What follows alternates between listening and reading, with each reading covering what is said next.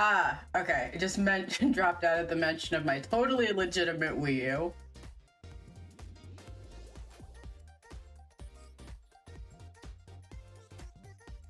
Okay. Let's get started.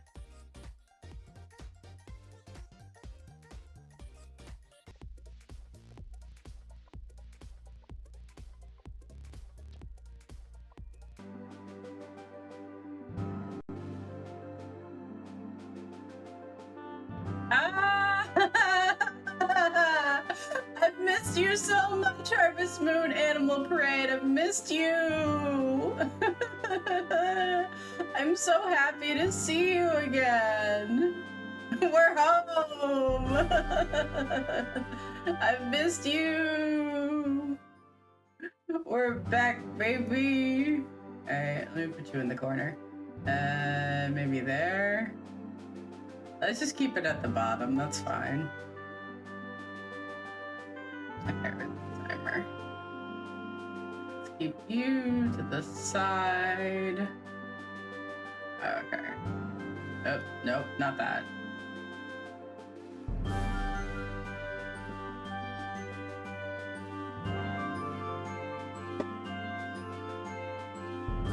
Let's watch the cutscene for good old times. Bum bum bum bum bum ba-dum bum bum.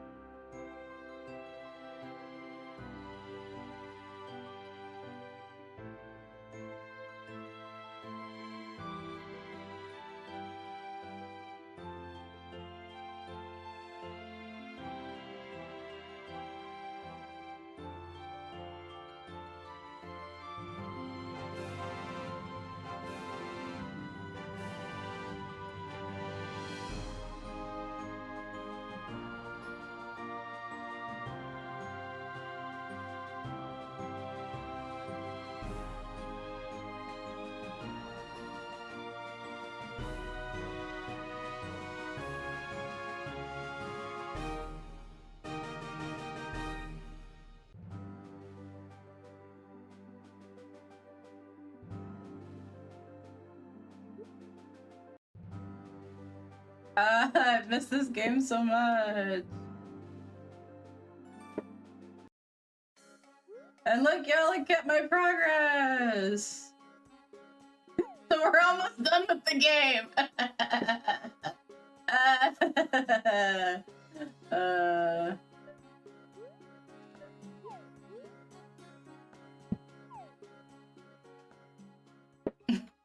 There is a Pokemon in chat. Thank you, Pixel. Yeah, we were so close. We were so close to the end of the game when my computer decided to be like, no. Cool. Alright. Yeah, because... No.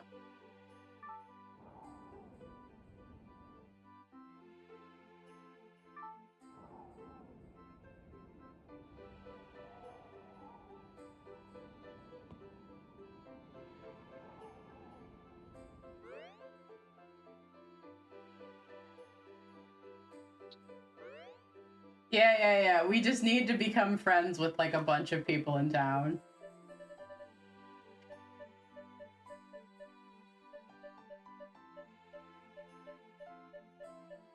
Wow, nobody likes us! Yes, the wish bell.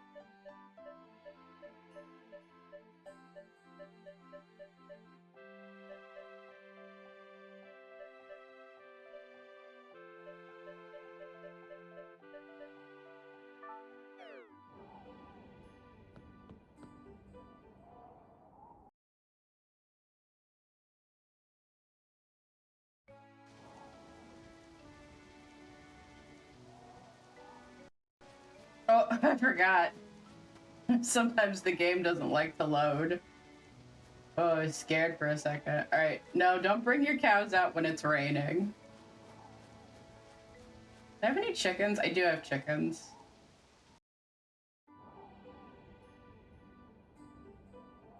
Good several cutscenes of friendship streams will be nice. That's true.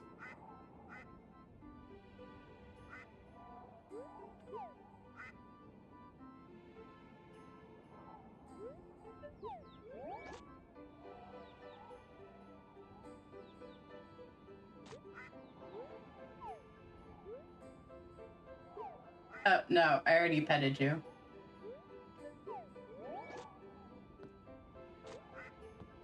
Duck, duck, duck. And chicken.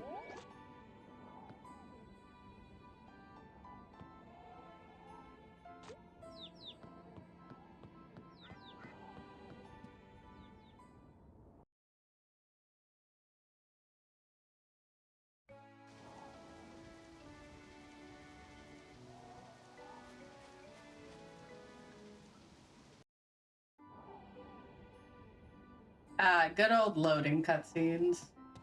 Alright. Everyone has food. So that's good.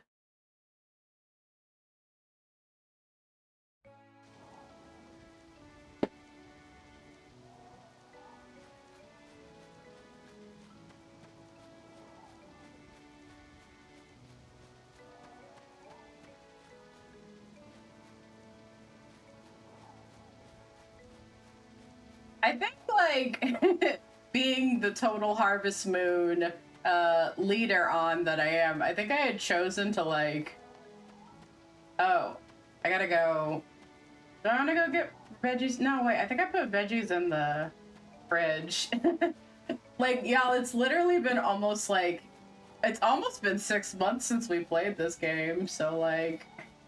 If I run around a little bit like a chicken with my head cut off, I'm like, oh yeah, I forgot we did that. Because we were so close. We're so close to the ending of the game.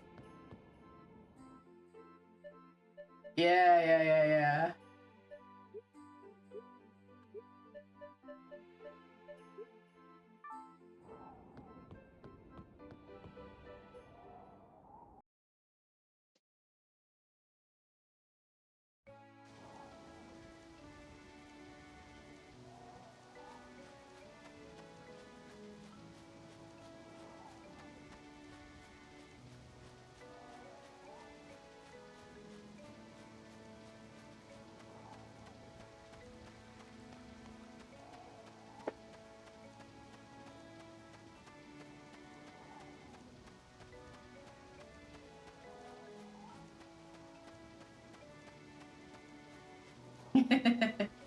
I'm so happy to be playing this game again. I missed it.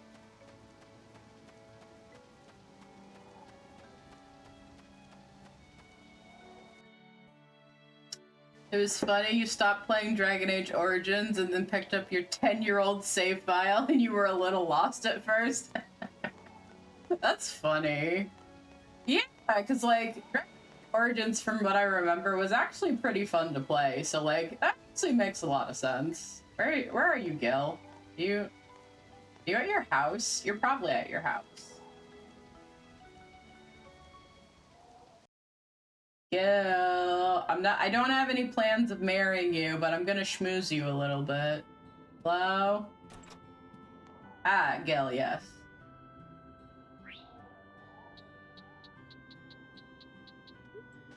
Gil. Gil.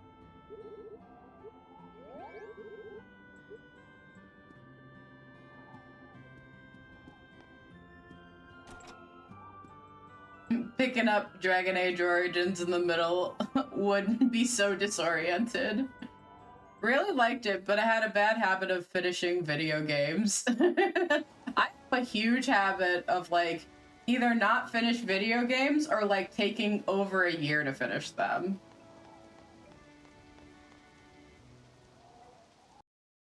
Waking up from a coma and looking at your party like, oh god, I don't remember who my wife is. Oh my god.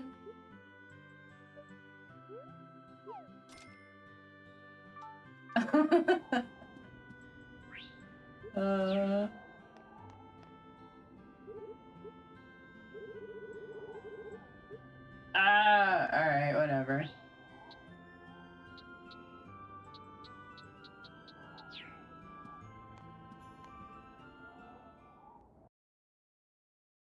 I don't remember who my wife is.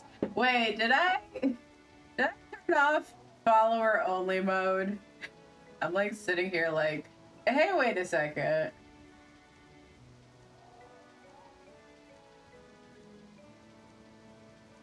Okay, I did. I was just worried. I was like, oh no. Oh wait. Let me get some. You still have to finish Dragon Age 2? Ooh. I know that one is a long one. Hey, I'm here for some coffee.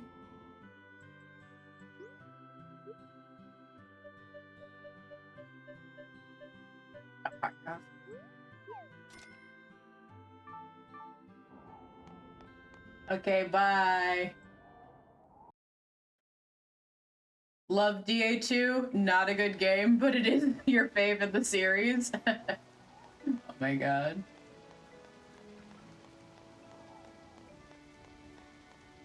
Wizard, my beloved. I'm here to give you your morning coffee. Wizard.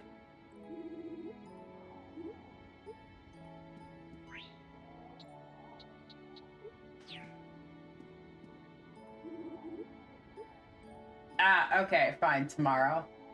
We must have already done our daily chores for the day. I can still tell it was made in a rush, but God, love that cast. Rejected! Rejected! For the love of my life. Like the characters, there is a good development art, but yeah, there are other shortcomings. Yeah, definitely.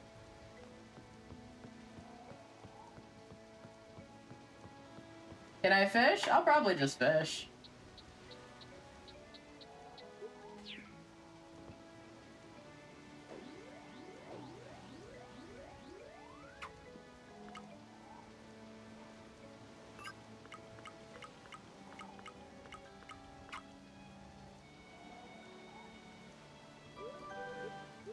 Ooh, caught some cod.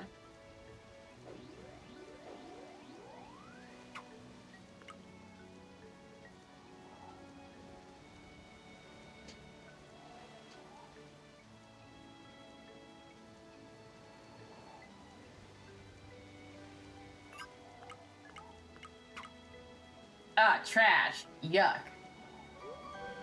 One of the things you like about BioWare games, it's easy to get attached to the characters. Yeah, BioWare has that thing where they like make really good characters and then occasionally the gameplay is just dog shit.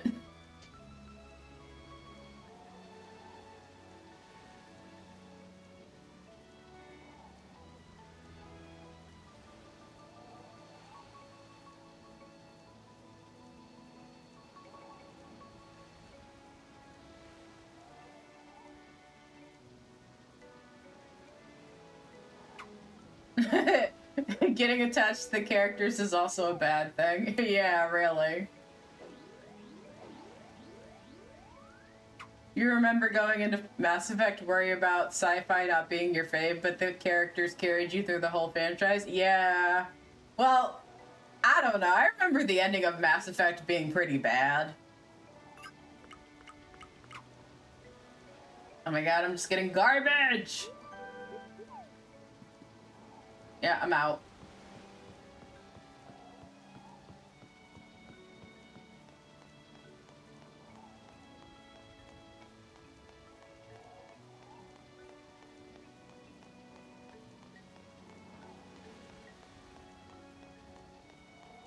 I was also buttering up. Was I buttering up Julian or was I not? I can't remember.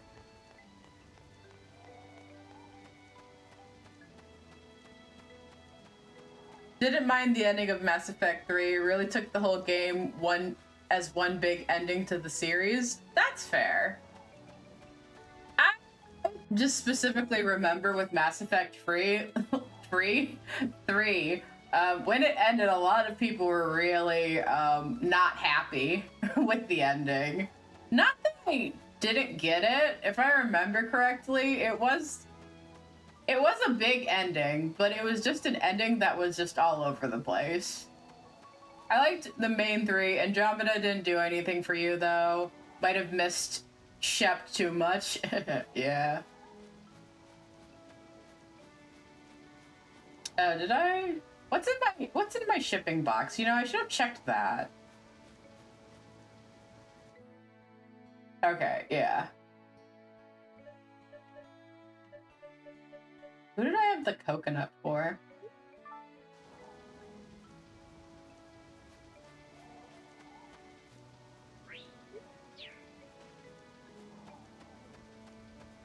I always forget that you can't control the camera in this game.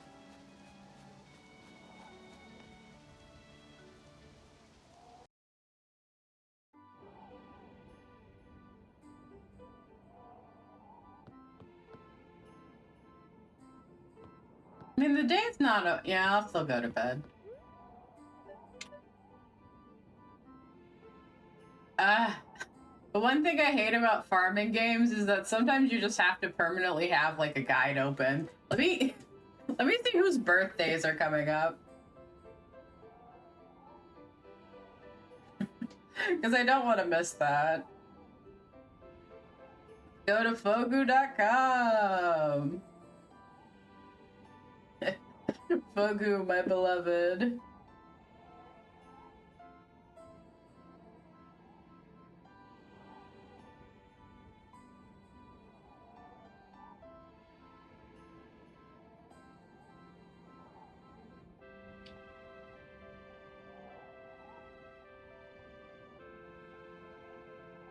I'm so glad this site is still updating.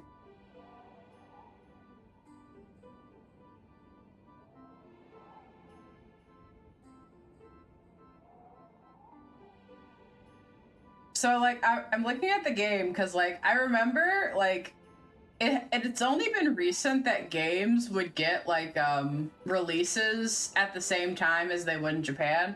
So, Harvest Moon Animal Parade came out in Japan in 2008, in America in 2009, and the PAL region in 2010. That's a hell of a delay for a game to come out. 2 years. Like, I know European Harvest Moon fans were probably like chomping at the bit. And like, obviously, like, you know, the American fan base loves the series too, but a year to 2 years? Like, dang.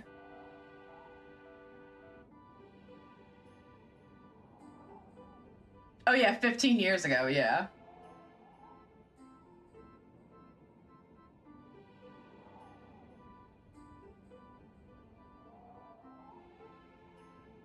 There is a Pokemon in chat. Thank you, Pixel.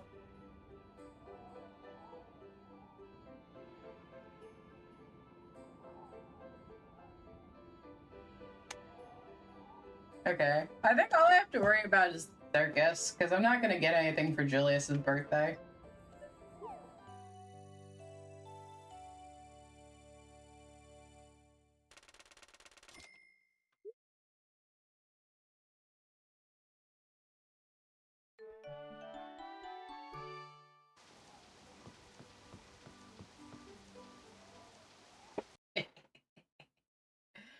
there's a Rapidash in chat.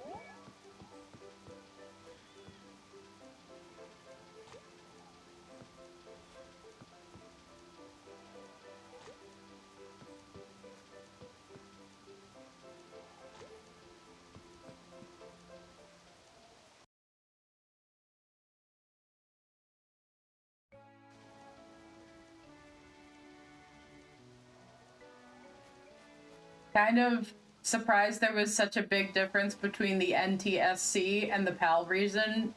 Yeah, like almost 2 years, 3 years between the original release of the game. That's crazy. That's crazy.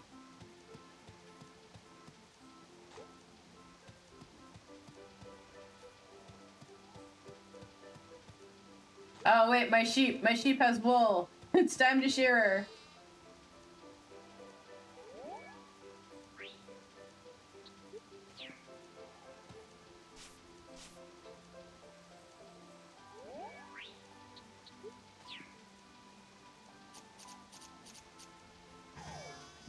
I'm sorry, baby. You know I have to.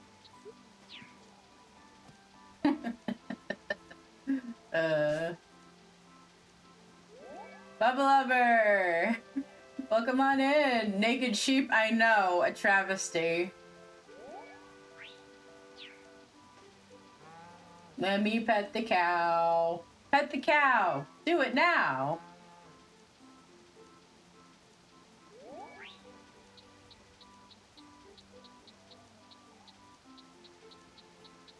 There's my milker. Strip that sheep in front of Chit Chat. She'll be fine.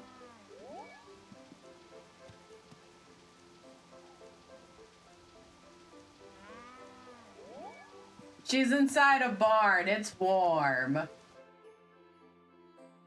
You guys are siding with the sheep too much.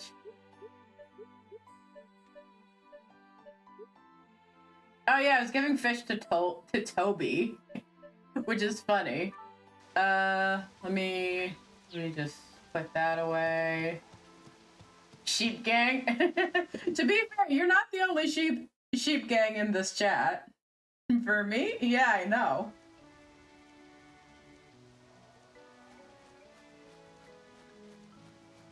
Is anything ready to harvest? Ooh, pumpkins! Pumpkins! Oh, yeah! Ooh, baby a triple! Perfect pumpkin, yes! A shining pumpkin!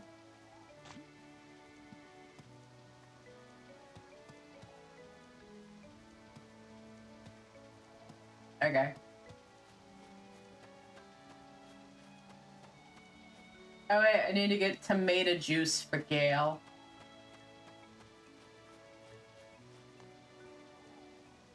I left my house and then I went back into my house.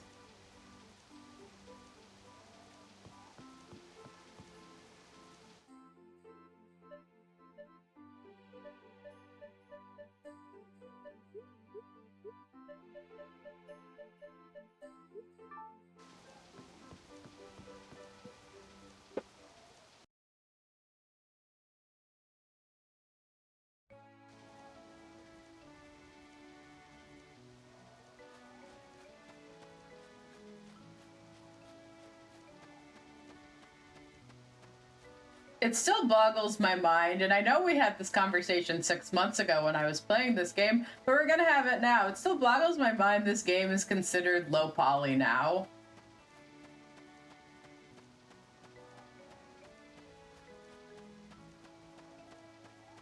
Oh.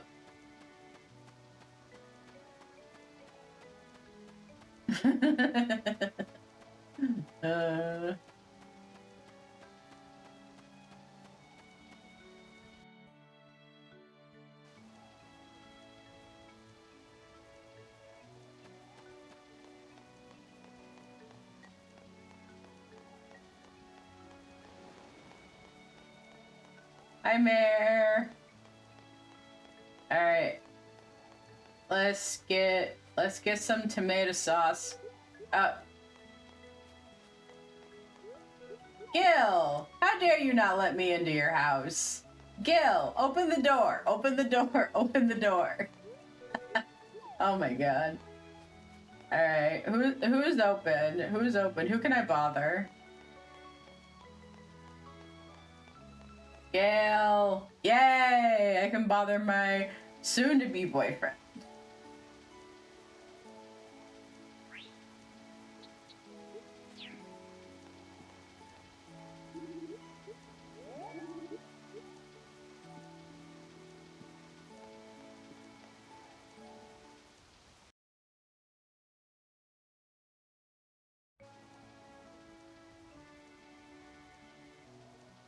Oh, the volume on the game's kind of low.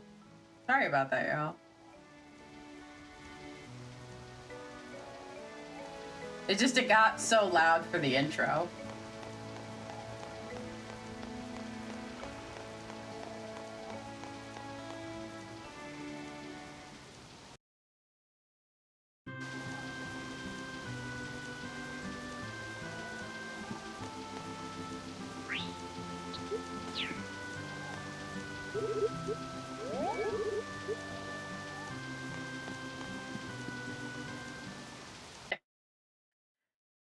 You're glad we're no longer pretending we're going to do anything but romance the wizard growth?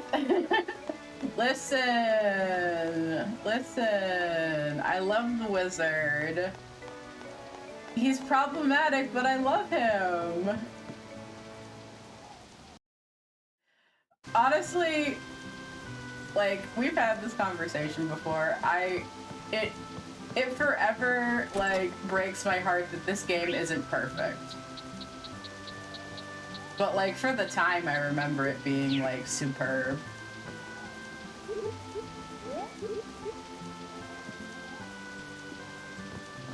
Follow, I got you a fish.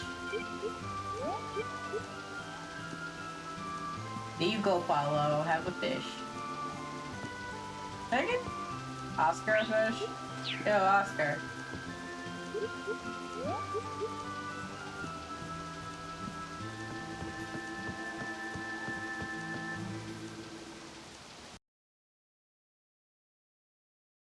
Like, I love this game, but, like, it does not treat its two brown characters very well. But, like, again, this game came out in 2008 originally. The fact that it had two brown characters is like a miracle.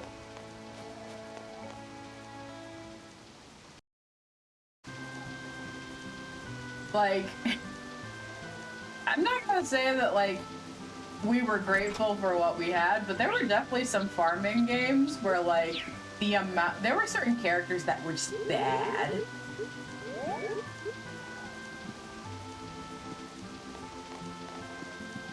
Like, oh god, what is it? A New Hope for the PlayStation? The PlayStation 2?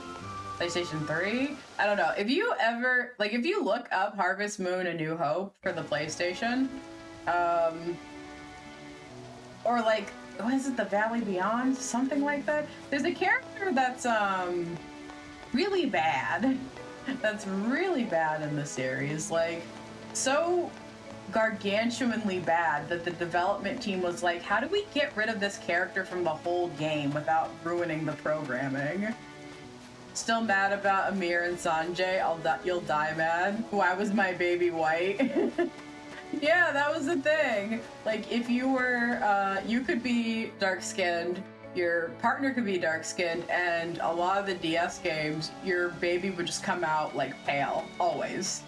Always. And it's not that that wasn't a thing in other games, because in this game, actually, if you have a darker-skinned partner, your kids are tinted a little bit. It's not something. It's not much, but it's something. In that game, your baby's always pale, even if you're dark-skinned. And it was like, I know a lot of Harvest Moon fans that, like, gave up on the series because of that. They were like, y'all did me dirty too much, I'm done. Like, Like, just gargantuanly letting people down. Like, what were you thinking? And it's a little better now, but like, I don't know. I think we were all hoping that like the Bokujo Monogatari series would get like a fire lit under it because of Stardew Valley, and then it didn't. Like, now they're just making remakes, and the remakes are better. I will say that. The remakes are definitely better, but like, the new games that aren't remakes, some of them are kind of eh. Like, I didn't finish Pioneers of Olive Town. I have never finished Pioneers of Olive Town. But like, I'll freaking boot up Animal Parade like every couple of months just because I can.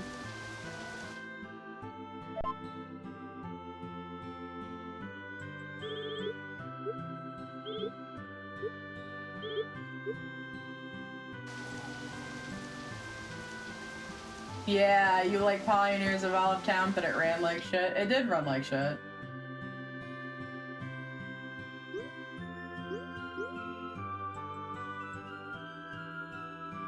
Do I have to get a... Where do I get a yarn maker?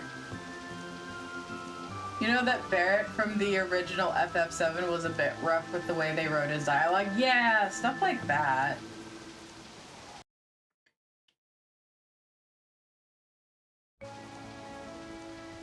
Like, localization teams can only do so much when it comes to, like, just bare-ass prejudice in some of these games. I'm gonna have to walk all the way to the long ranch. I don't wanna... Can I upgrade my house?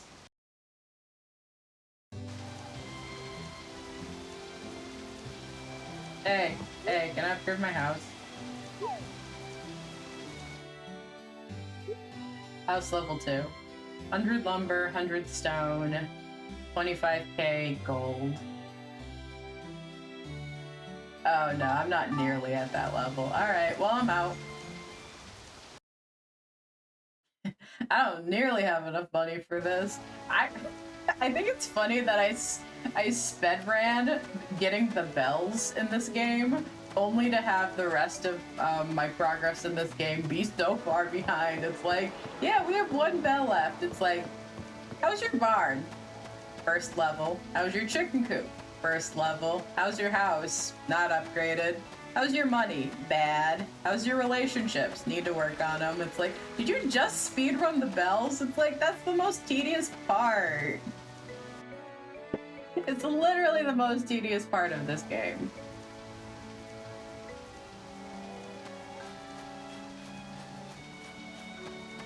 But yeah, I don't know. I was having an argument with my younger brother about, like, old games. The funny thing about the last bell is it's easily the longest part of the game by itself. Yeah, it is. Like, I was having an argument with... I guess not an argument, but I was having a conversation with my younger brother. And we were just talking about how, like, new games don't interest him anymore. And I wanted to, like, sit there and be like, no, that's not true. New games aren't bad. But, like, they're... Oh, okay, there's a Pokemon in chat. Give it a second.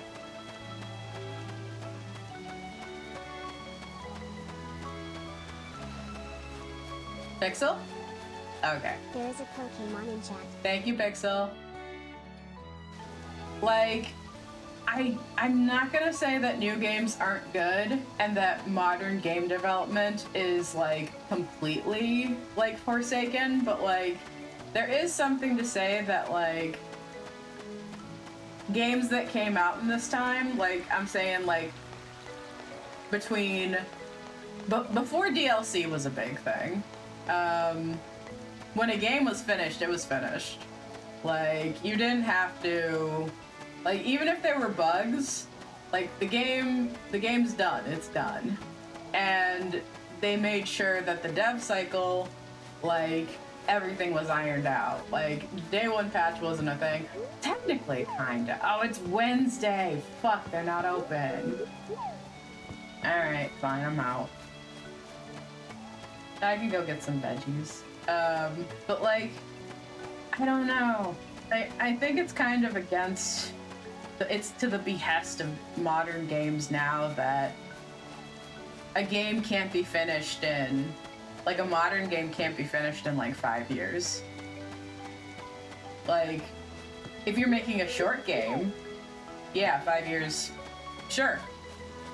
5 years, that's a good dev cycle for like a game that maybe if you power ran through it, it'd take maybe 3 hours. But like if you want to make like a full game with like bells and whistles that's like 40 hours, 5 years is not long enough.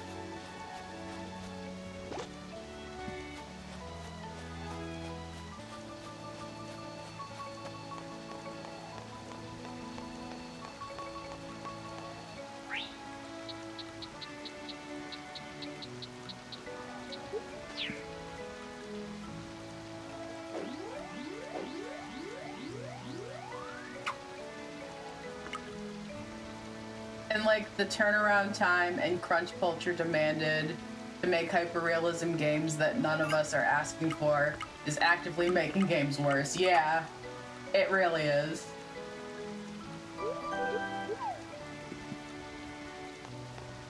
Like,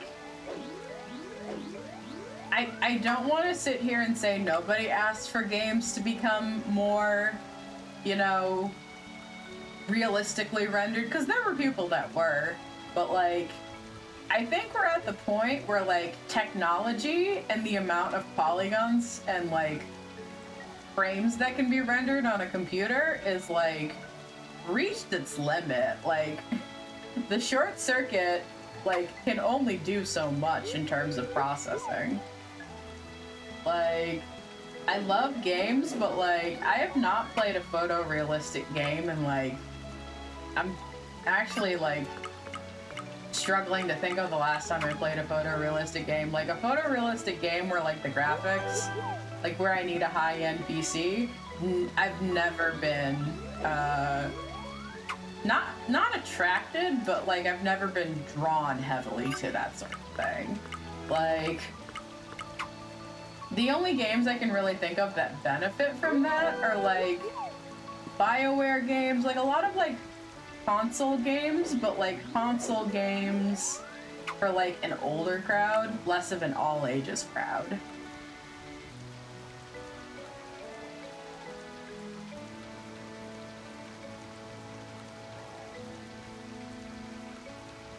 You still remember when the Switch was new and Breath of the Wild was setting people's Switches on fire? Love that game, but you have to slow down, you have to simplify and stylize again. You remember when you were playing Half-Life 1 and thinking that was what games would look like for 10 and 20 years?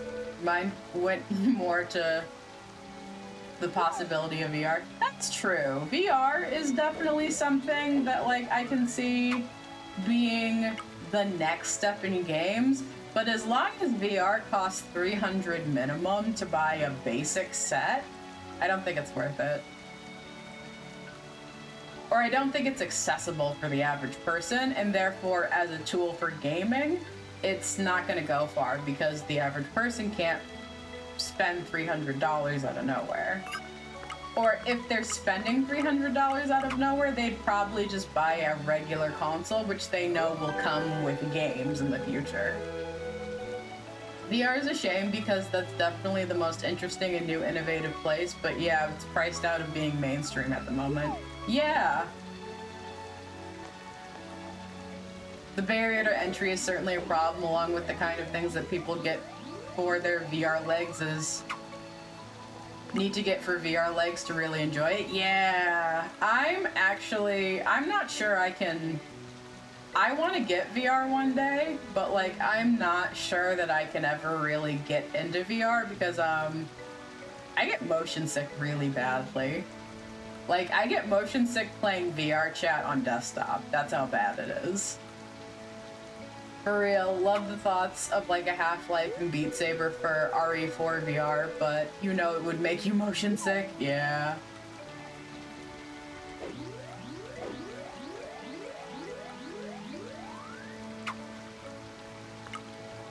You get motion sick playing Mass Effect. A lot of early advocates would just throw newbies into a roller coaster sim. They would get sick and never try it again. Yeah.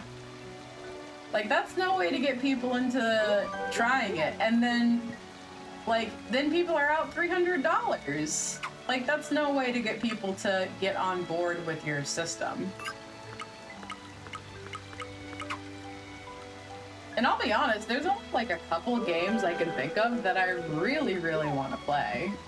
Like the Sushi Ben game by the Hatoful Boyfriend devs.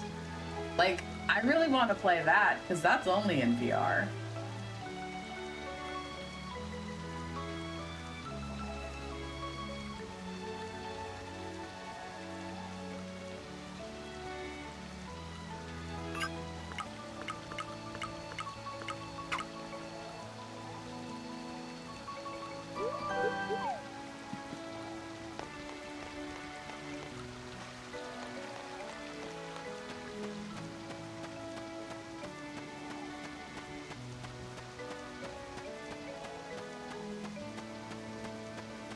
The tragic overlap in VR technology of like the evil rich assholes alive being involved with the development is a letdown too. If you're gonna show someone VR, you start them off with like Aperture Hand Lab, something that's equally chill. Yeah, like you don't want to get someone like into a VR game where their head's going to just be whipping around and they're going to like get motion sick. Like, I think that Portal VR, I know that Portal VR is a nightmare.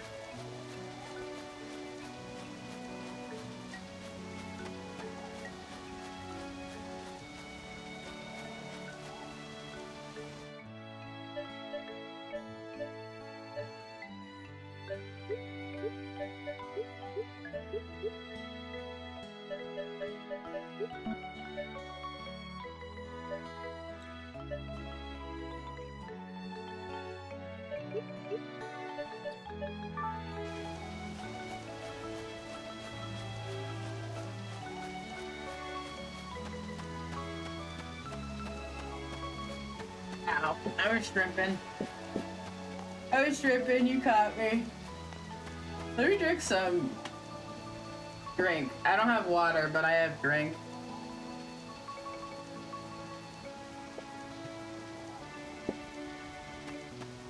Do you want me to get water? I don't know. I will.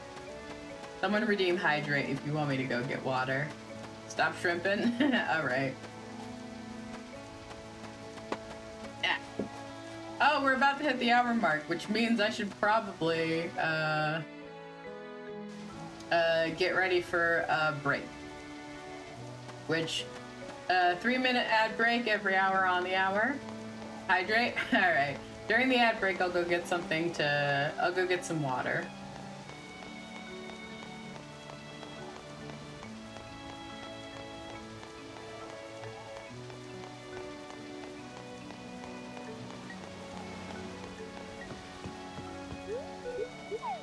Why is everybody locked? Why? Oh, it's the end of the day. Alright. Whoopsie! Alright. Ad break. Let me get home. Let me get home. I'm trying to get home as quick as possible. I should have just gone home from the lawn ranch. I shouldn't have gone into town. There was not enough time.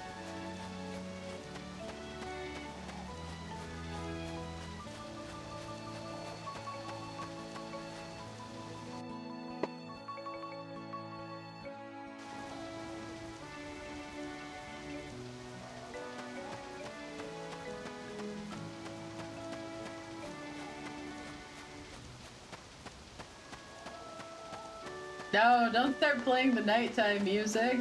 It took me a full minute to get home. I hate this game. You've been around VR for probably close to a decade, so good with it. It's funny when people request Beat Saber with funky camera work and get bummed out when you're unfazed. Ah. Boo. You're a killjoy for not getting sick. Alright. Yeah, I'm gonna go get some water. Ad break. Ad break.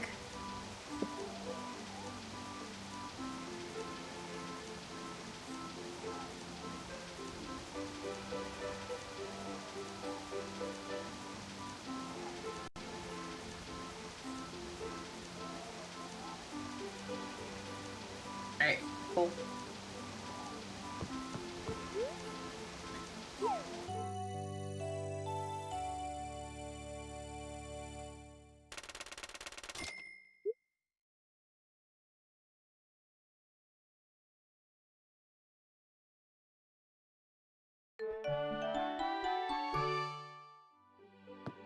No, I have to water my plants today. ¿Por qué?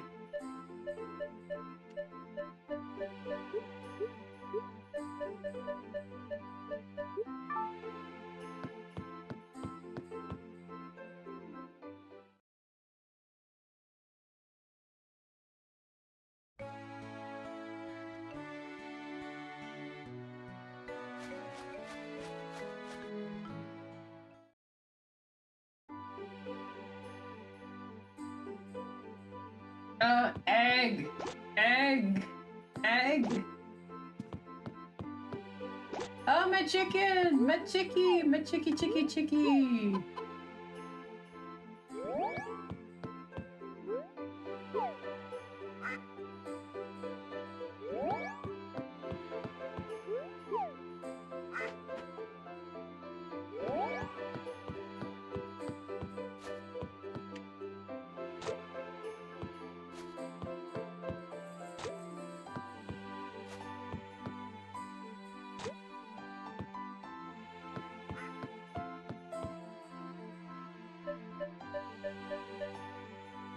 Should I get another duck or should I get another chicken?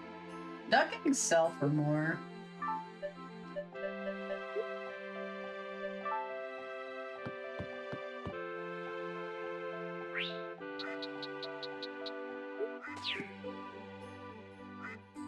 There we go.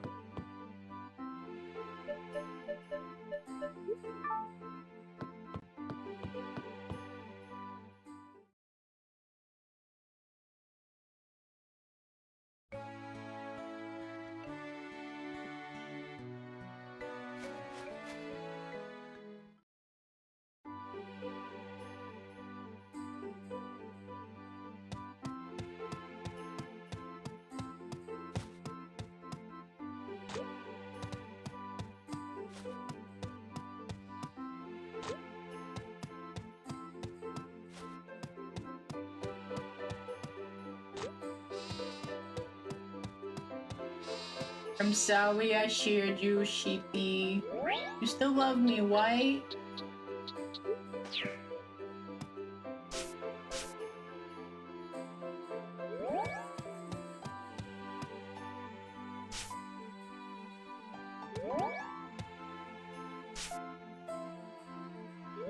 The sheep is still protesting. The sheep can get over it. No, I love the sheep. Listen. Don't subscribe to that bullshit about how sheep shouldn't be sheared. Sheep need to be sheared. We've literally caused them to be in a situation where if they don't get sheared, they'll grow too much wool and they'll overheat and die.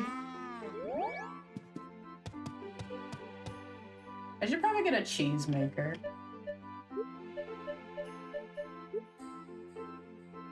So true. We've all been there.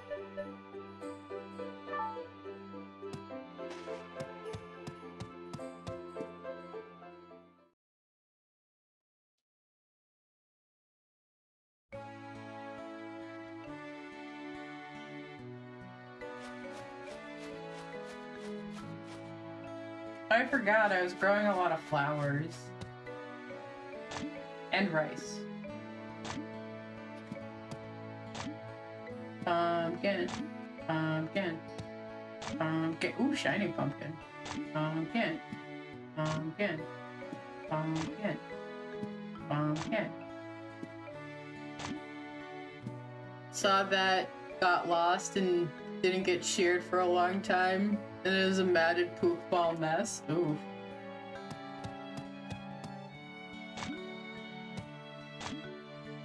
Rice. Rice. Rice. Pumpkin. Pumpkin. Oh, blue mist flower. Oh, I can make perfume. Yes. Okay. Blue mist flower.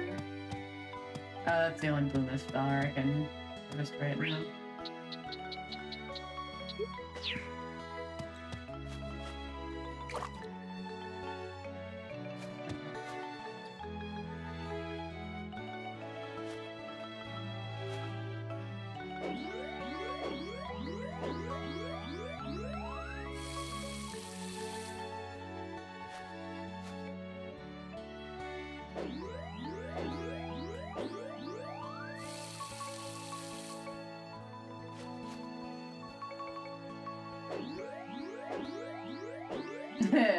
Oh yeah, the sheep that that set a record. Its name was like Shrek or something, right? Like in the UK, like it got lost for a year, and then like people were like, "What the heck?" Then they found it like 2 years later, and it had enough wool to make a coat. You think so? Yeah, that's so true, because I remember seeing that story and people being like, yeah, this is why we shear sheep. This is why they need to be sheared. Like, don't believe any of that PETA bullshit. Yeah, it was hiding in a cave. Cave sheep.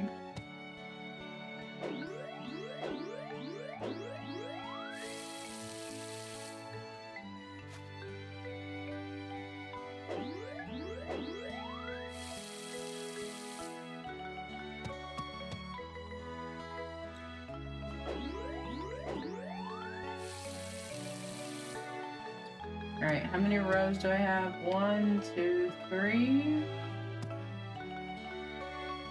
4, 5, 6, 7, 8, 9, 10, 11.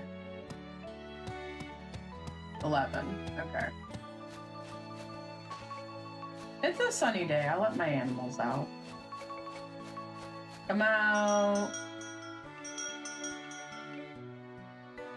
Alright, what did I name my cow? Because I know I can ride her.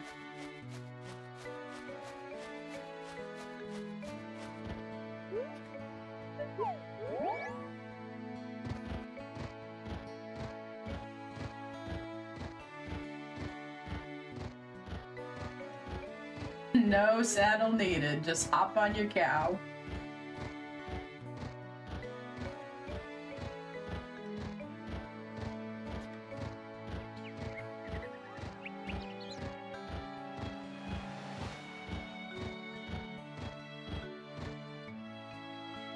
Now that's a skill. Yeehaw!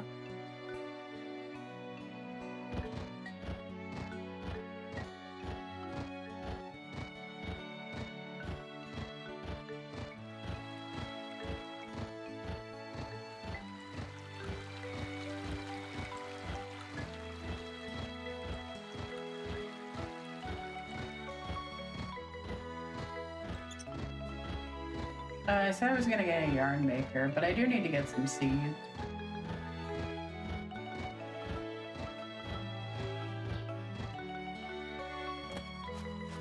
Alright, thank you.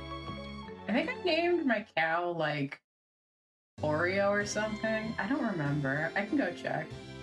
Oh! Hey, there's new stuff! Oh, the cherry tree seedling! I forgot about that. Yeah!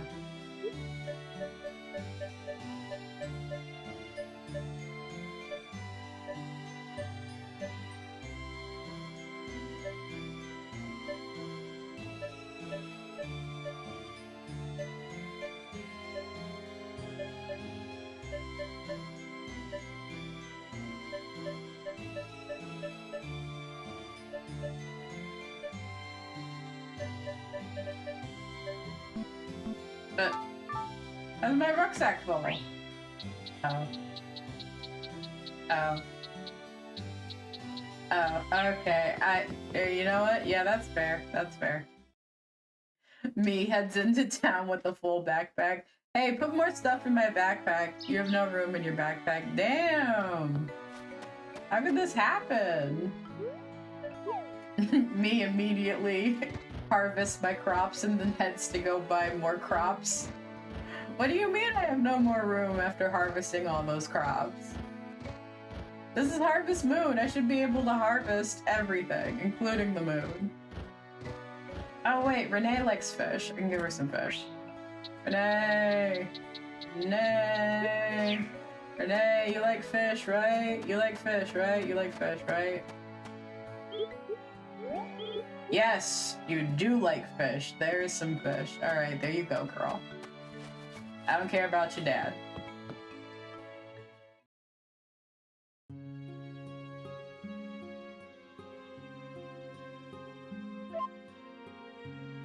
I like that they just have a picture of a chicken and a cow on the wall.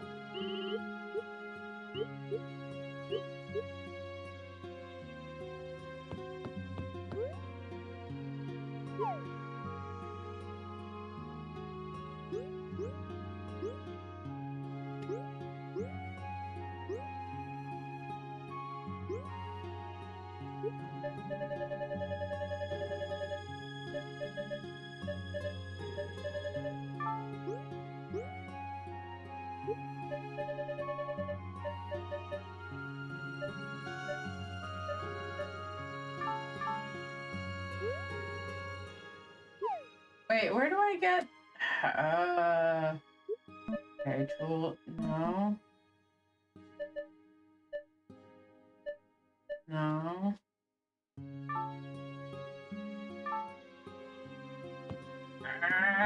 Alright.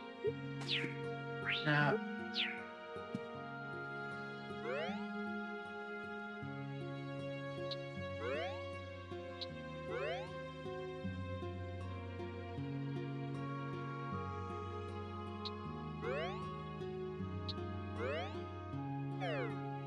Oh wait, I could have seen what my cow was named.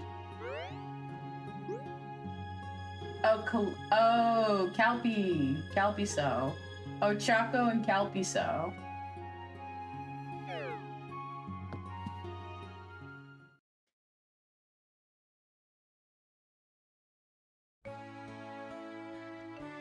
Yeah, because I was gonna name it Pokari, but I was like, cow's not blue. Alright. Well, we had the money. Let's go home.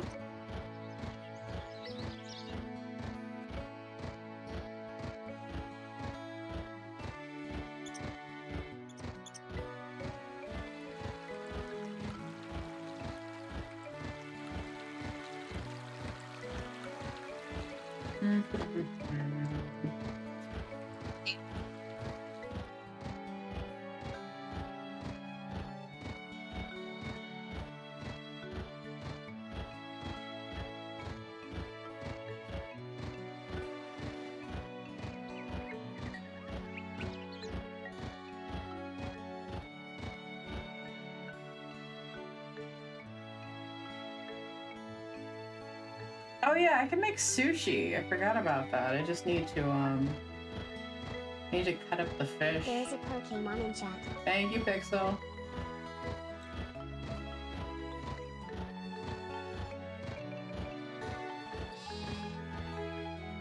Alright, thank you, Calpy.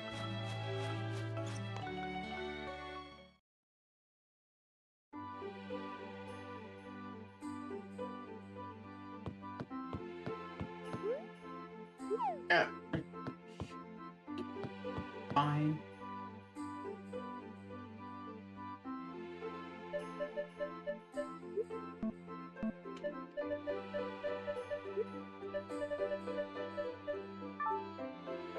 Can I juice the...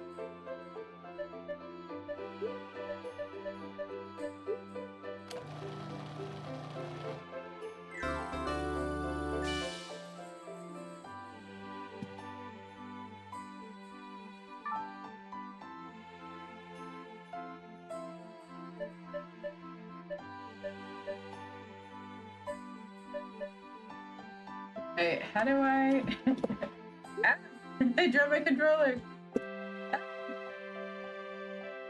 Okay, give me a second.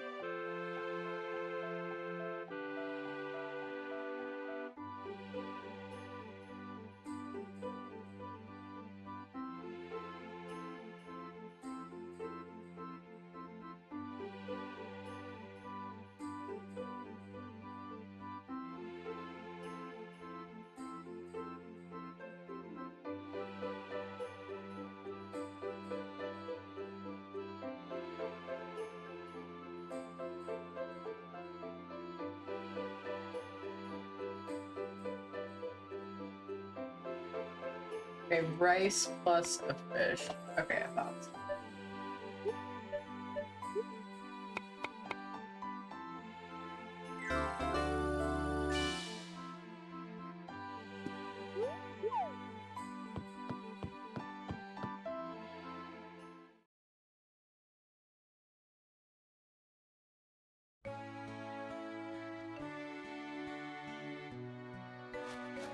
You know, it'd be really funny if, like, I spent a while in this game, like, grinding for, oh,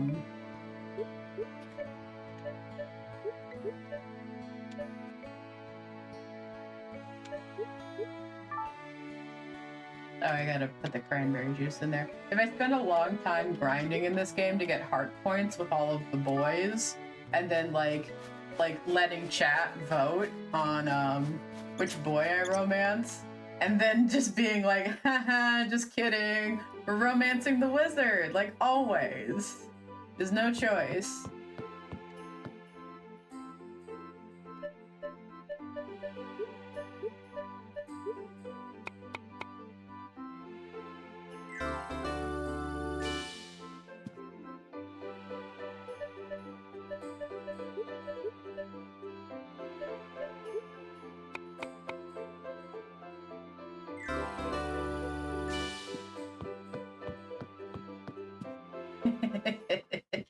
That'd be so funny.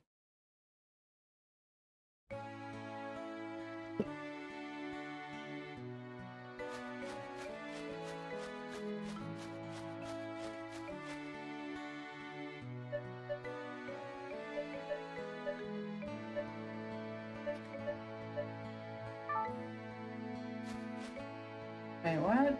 What is that? What do I need?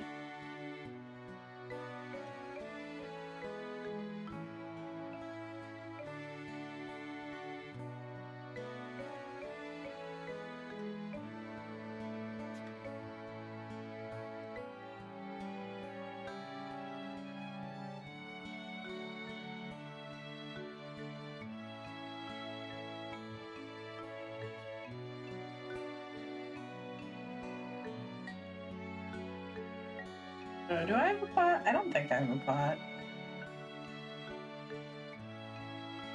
I should go inside before I waste any more daylight. I have a pot. I think I just have the cutting board.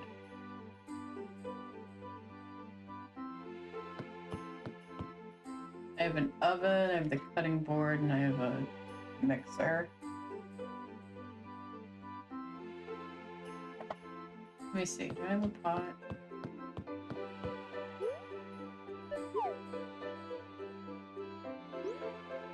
No, I don't.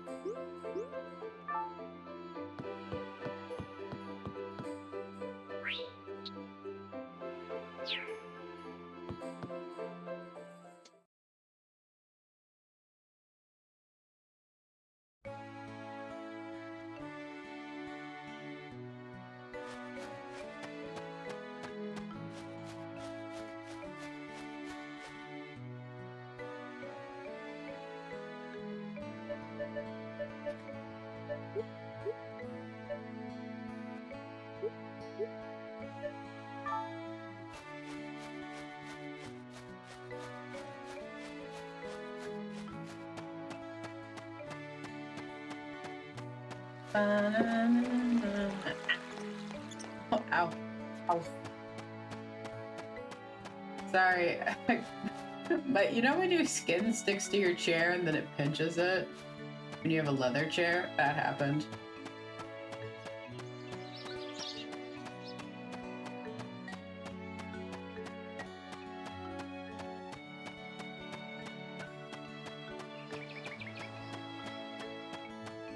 Oof, yeah.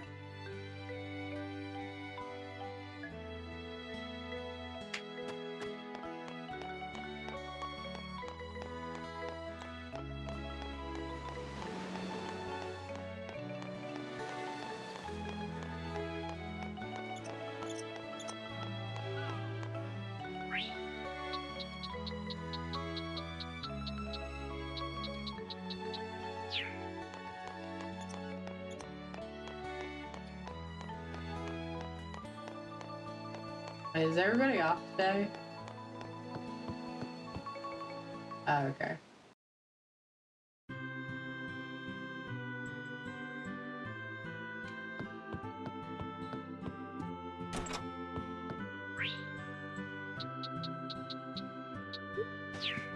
Toby.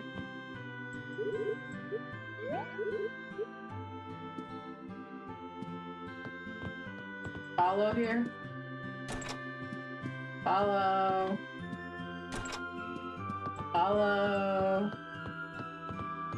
Follow. I'm not saying polo. I'm saying Paulo. Oscar. Here, some fish. I guess I'll save that fish for tomorrow for Toby because I can't find Paulo. So, like, sometimes you'll see me call a character the wrong name in this game, and that's primarily because, they changed the names of characters between this game and the other one. So, there are just moments where I'm like, huh, okay. Eee.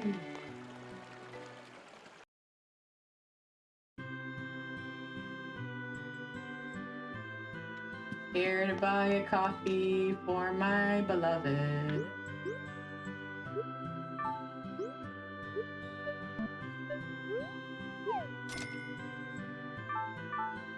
Costs so much. One cup of coffee is so much in this economy, but love never pays. But love costs nothing. But coffee costs a lot. And I need to buy a pot so I can make coffee. You want coffee? I'm making coffee. I'm not. Growing coffee in this game sucks.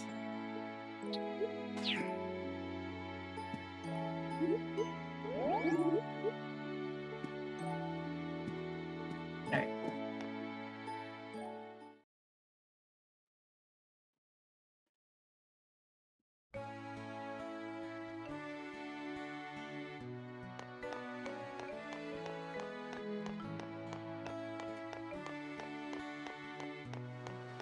Make coffee, fresh coffee at the mechanic was interesting. Oh. What do you mean by interesting? Was it bad? Or was it just... Did it taste like, you know, that joke that people make about mechanics that drink coffee?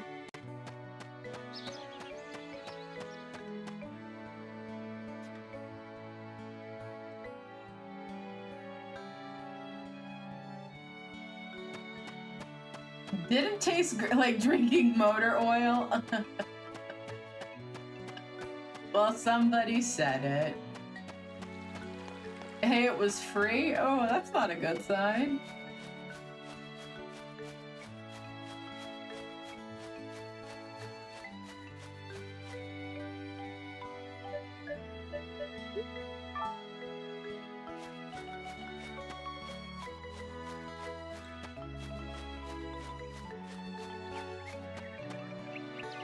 The Garmin Mine District open Thursday. I thought they were closed on Saturdays today. Granted, it was on me for selecting triple cappuccino from the machine. Oh yeah, I was gonna say, what are you doing? Getting a cappuccino from a mechanic coffee machine. What's wrong with you? What's wrong with you? I say lovingly. What are you doing? No one can judge you for daring to dream. I can. Okay, the only place you should be getting a vending machine coffee is from a hotel, and that's it. Like the continental breakfast, and they have the vending machine that has like the crappy coffee. There you can dare to dream. Everywhere else, I don't know about that. No, they closed. Oh, they're closed on Thursdays. Never mind. Ha ha ha. I'm so silly. Hides. Aww.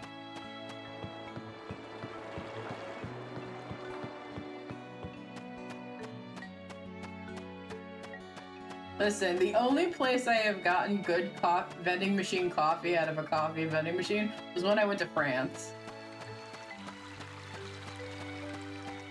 And even then, everybody in France was like, oh, a coffee machine coffee is shit, so don't drink it. And I was like, well, what other option do I have? It's 6 a.m. and I'm tired.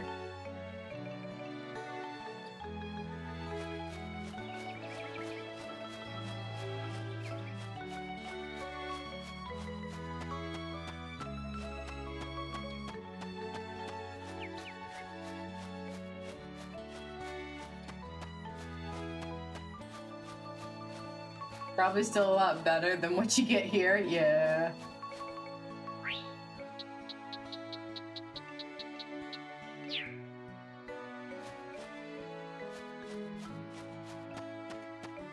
Wait, how many days are in the month? It's like 25, I think. I can go check inside.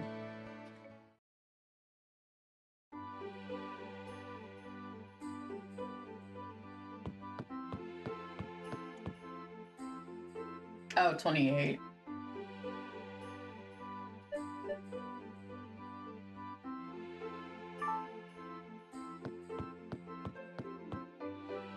Wait, what's the Harvest Festival? 28? Yeah, I was gonna say, you're right, Sylvia. I think you're supposed to bring, multiples of 7? Yeah.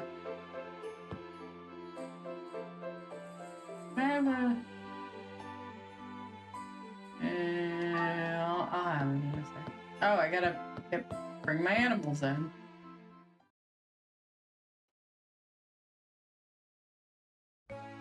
Ugh. Man, I ate before stream and I'm still hungry. Alright, time to take you fuckers back inside.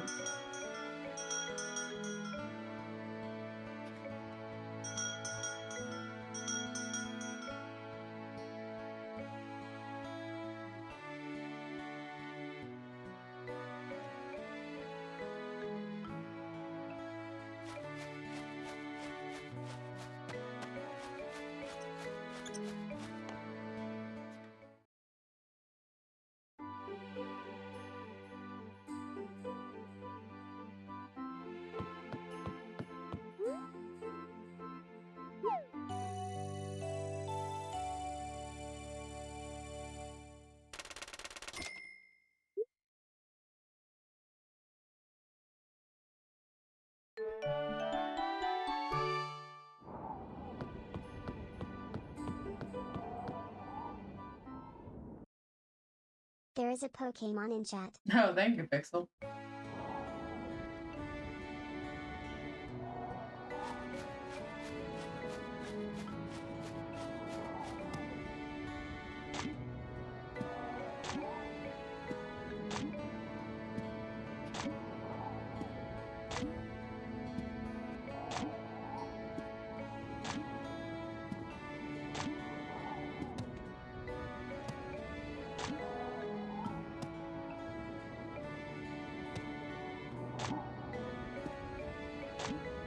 Ooh, Shining Rays.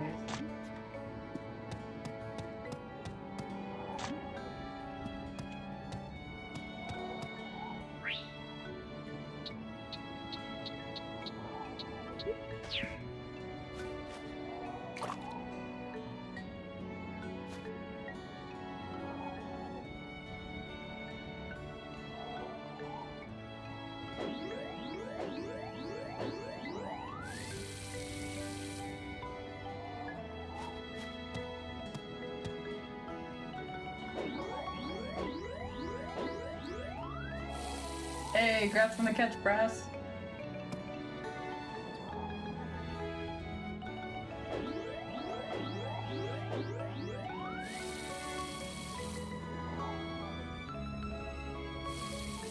Oh, come on.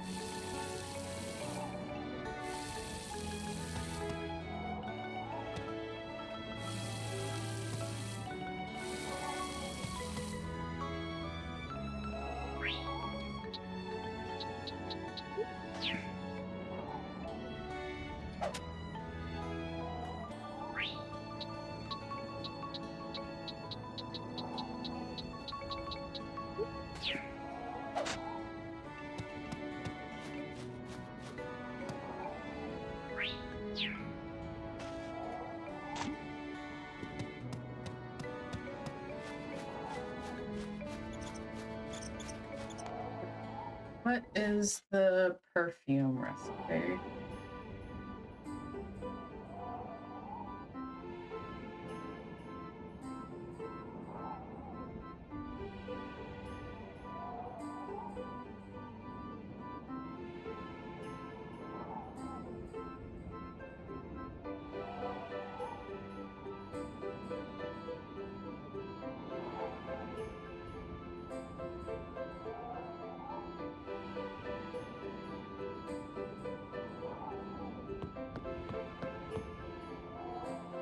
It's 4 roses. I only have 2 roses. And it's 4 blooms.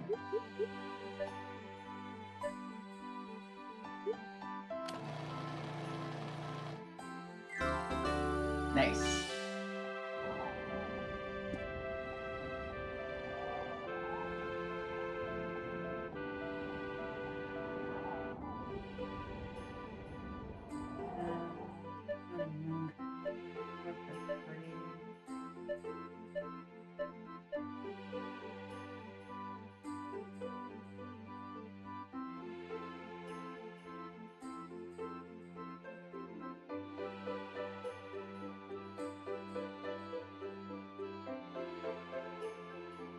I always make the perfect perfume wrong.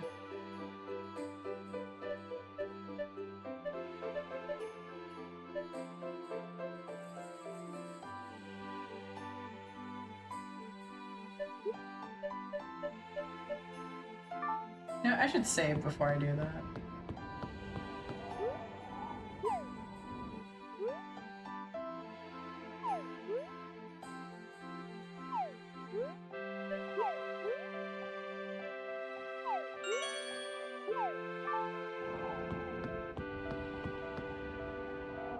Okay.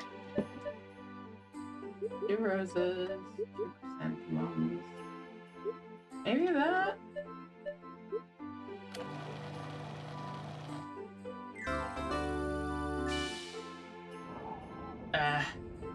I just wasted that.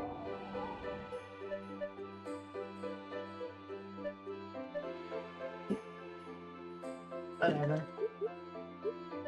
Still perfume I can sell.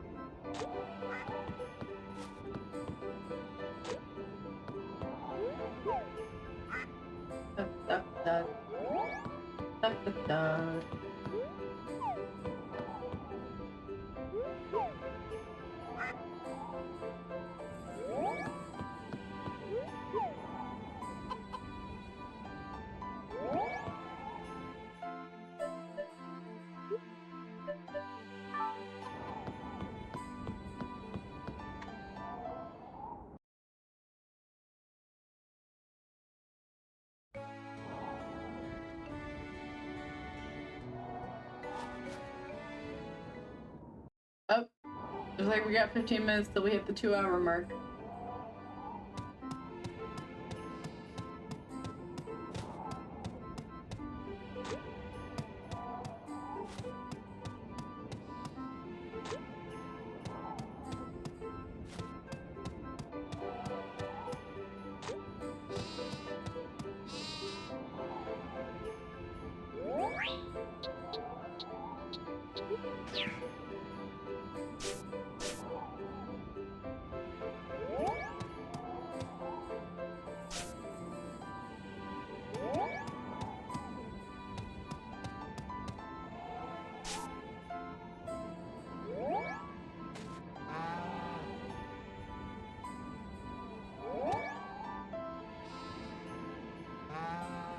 Like, I obviously want to get an animal that isn't just a cow to ride around on, because like I love this game. But also there's a part of me that wants to get an ostrich. Like, because this was the Harvest Moon back when it was like trying crazy new shit. Like, you get an ostrich to ride on, that was crazy. Like, for anyone that was like, oh, there was an ostrich in the starting scene with it, was that just like flavor? No, you can get an ostrich, you can ride around on an ostrich, it's great. But it's like the hardest thing to get in the game in terms of animals, because one, you need like the total upgraded barn to get it, and two, you need like the special ostrich egg incubator to get it too. So it's like the most expensive and like the most like not the hardest thing to get, but like it's one of the hardest like animals you can have that doesn't do anything. Like, you can get ostrich eggs from it, obviously, but like you get them like once a week, I think, and like they don't sell for that much compared to like duck eggs and chicken eggs. So you literally just have an ostrich to ride it. And it's like, well, at that point you can already ride your cow, or you can get a horse and ride your horse. And it's like, well, what's the point? And it's like, well, it's an ostrich. They did that in this game. Like, I love, like, don't get me wrong, anyone out there who like really likes God, what's the name of the game? Rune Factory. Yes, I love Rune Factory, but I wish Rune Factory was set up like this type of game.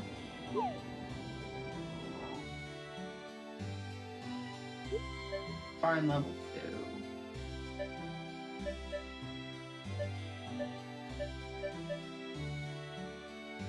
Okay, 40 lumber, 50 stone. Get a cheese maker. Okay, I always need more lumber in this game. I always need more lumber. I never have enough lumber.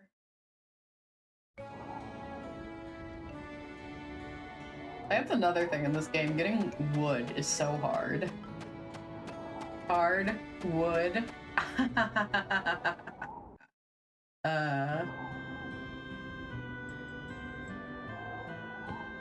can I just get the butter and cheese maker? Oh wait, can I get a pot? Wait.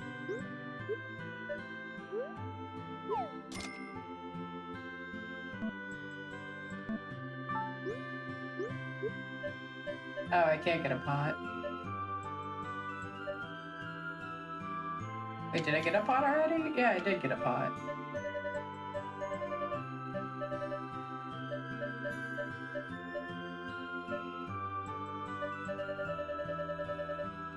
Oh, I want to get a bigger fridge. I'll go for yellow.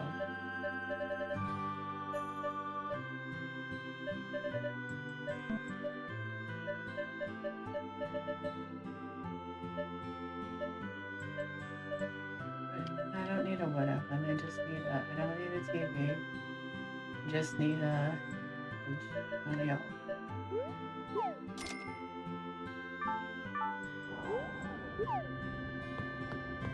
Okay.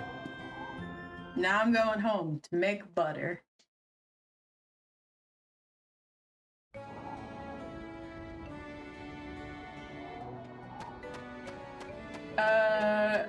Question for people in chat. How would y'all feel now that I can play this game again if we started playing Harvest Moon on Fridays and just have Farming Fridays?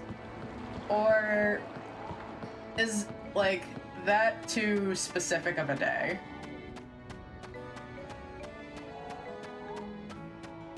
Pleading emoji? We can definitely do Farming Fridays. It's just, I want to make sure that, like, you guys, definitely feel like, not that there's too much of a through line with this series, because we're pretty much at the end, but, like, I guess we'll have Farming Fridays, because this game is gonna take a while. Like, I know it's like, oh, you're at the end game. It's like, this is literally the longest part of the game. Even though we are in the end game, like, I really would like to just play this game consistently, because, like, I never get sick of it. Love this game series. Butter!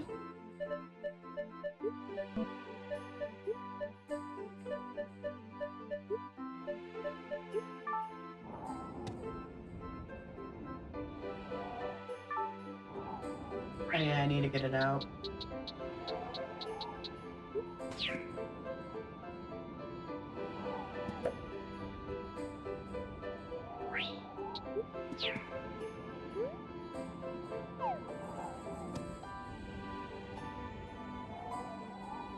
Even after the bells, you still have the parade plot? That is true.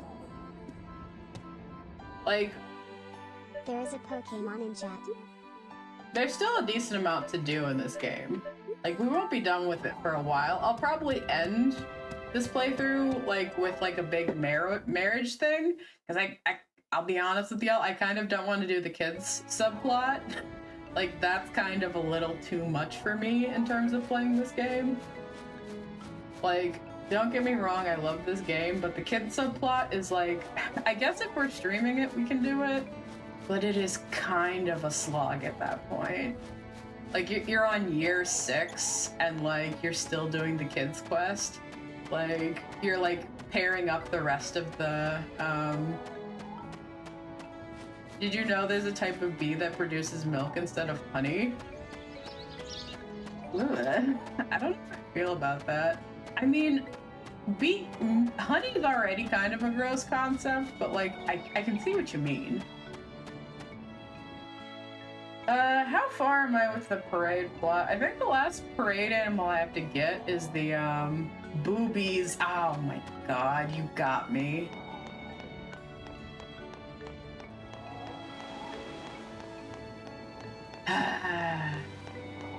Ladies and gentlemen, I've been got.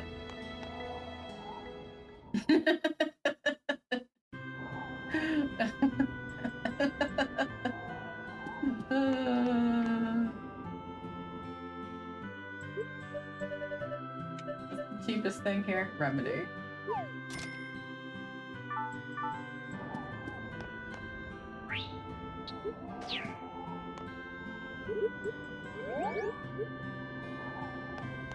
I forgot, you can just buy, is it Geen or Gene? I don't know. I'd have to look at the kanji for his name and see how it was pronounced in Japanese, but even then. It's Calvin. Oh, so we'll come back out to Calvin in a second. There's a funny thing about Calvin in Tree of Tranquility, which is the game he came, the previous title in this game. Oh, yeah, I can get some tomato juice too and get that to Gil.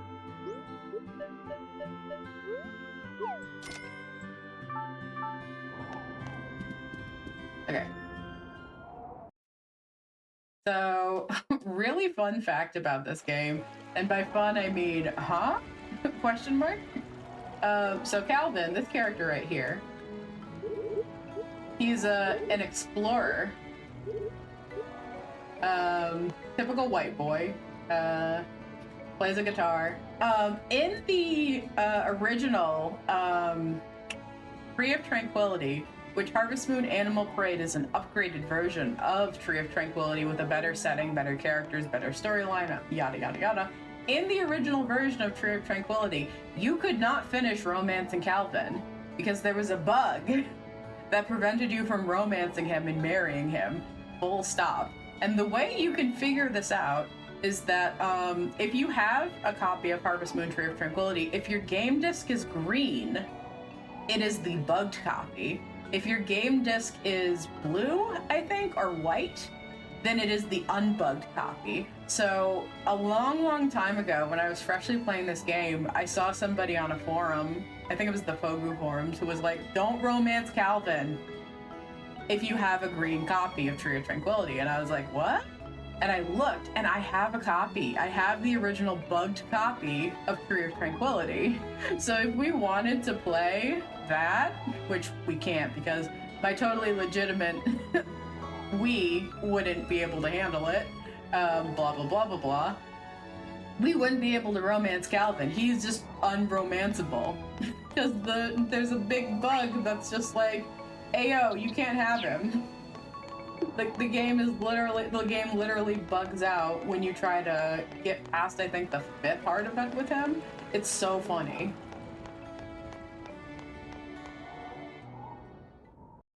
The fun of unpatched bugs in old games. Yeah. Like, in this day and age, that would be patched out immediately, but like, it's just in there forever.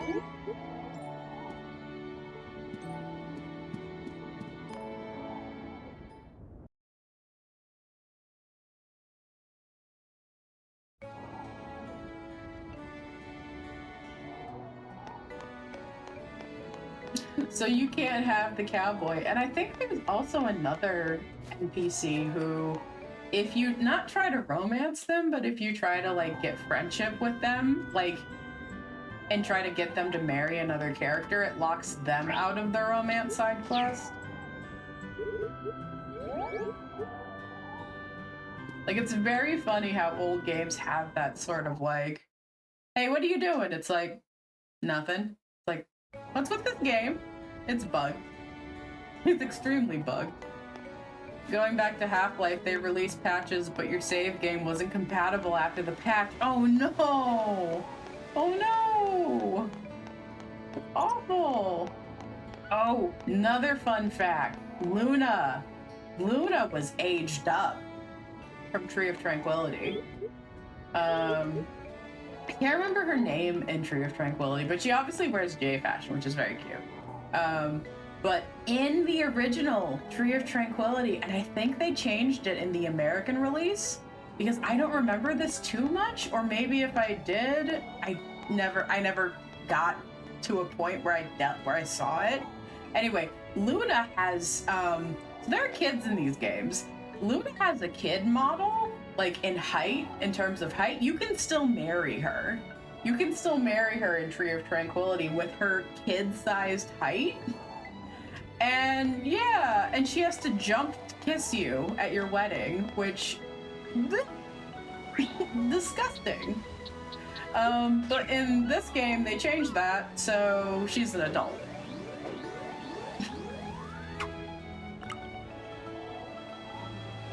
Like, I love Tree of Tranquility. Tree of Tranquility has a very warm spot in my heart, but it's a warm spot near the bottom of my heart because Harvest Moon Animal Parade is definitely the better game.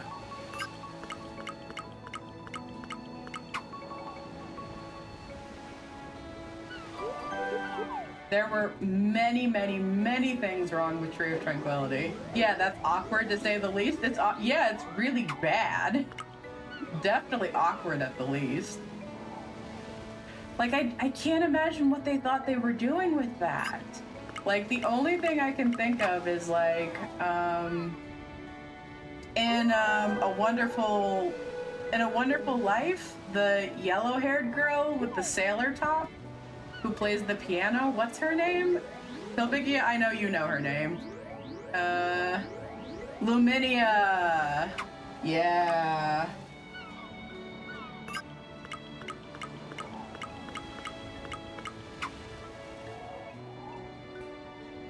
Yeah, with Luminia, at least like back in the day, the game that you could romance her from is like, was bad, so nobody played it, so everybody just has like a general bad taste in their mouth about it, but like, they continued that in some Harvest Moon games. I think Tree of Tranquility was probably the last one where they did that, but like, still not great.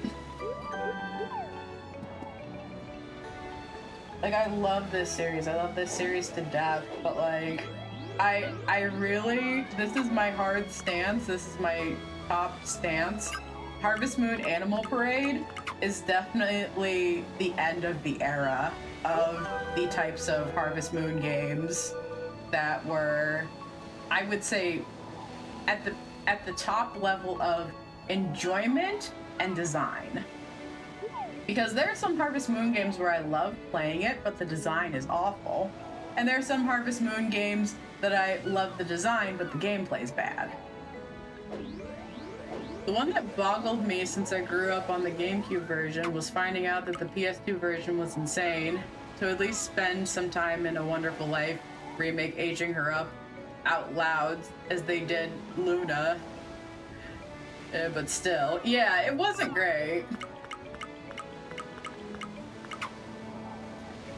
Like, I'm not saying that Harvest Moon Animal Parade is perfect.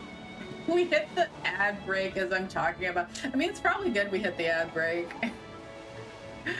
I want to keep talking about this. I'm just gonna fish. Nothing's happening for any of the people in chat who are in the ad void. We're just fishing. But it kind of sucks that like this game, Animal Parade, which is my favorite game, is not like, it still has some really glaring difficulties. Some really glaring things that are bad about it. But like, when you think about a lot of the smaller bad things that have been in Harvest Moon games, you're like, yeah, this is kind of the peak. Because no. There's the Harvest Moon games on the Switch now. But this was the last Harvest Moon game on a console for a long time. Like, after Animal Parade and after the creator of Harvest Moon left the series, they mainly went to the 3DS. And by that point, the creator of the series was gone. Harvest Moon Animal Parade was the last of the original creator's creative direction on the franchise. So you can really see with the games after Animal Parade that they kind of don't have the same touch anymore. And that's not the fault of the developers after the original creator leaves. And it was felt And I feel like that's why a lot of people like kind of fell off of Harvest Moon after the Wii, because at that point they were just like, oh, let's just do console handheld games. And the handheld games were not as good. They're beautiful, the character design is great, and they're overall like a lot better rendered, but like they're just not fun. Not fun. I remember groundbreaking 3D glasses in the 3DS seemed at the time, and everyone turned it off. How groundbreaking. Yeah, like it's just one of those things where I love to death the series, but like I have not picked up any of the new games in a hot second.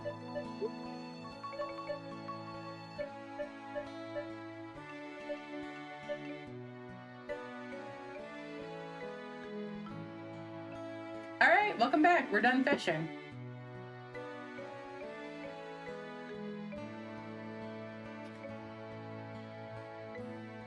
You enjoyed A Tale of Two Towns, being okay with a little of that, found your life to convince you that you liked A New Beginning, but other than those two, you didn't have the patience for the other Bokujo Monogatari titles. Yeah.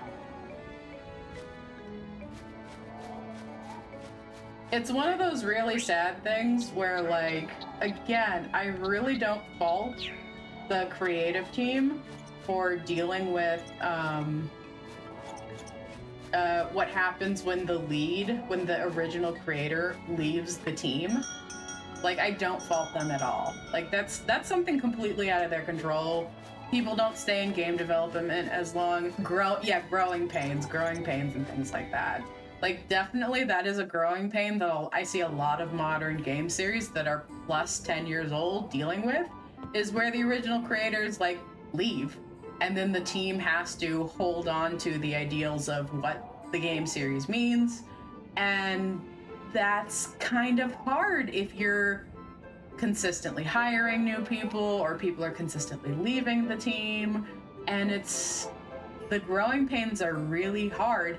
And fans can see it when the game series ends, because usually it's like trilogy games. You get the first game in the series, that's okay, people like it, they choose to invest in it. You get the second game in the series, which is usually the best, which is where they've refined everything, they've listened to feedback, they've had enough time to put in the work that they've done on the first game and like refine it. And then the third game is usually like, okay, and then, the ending of the series.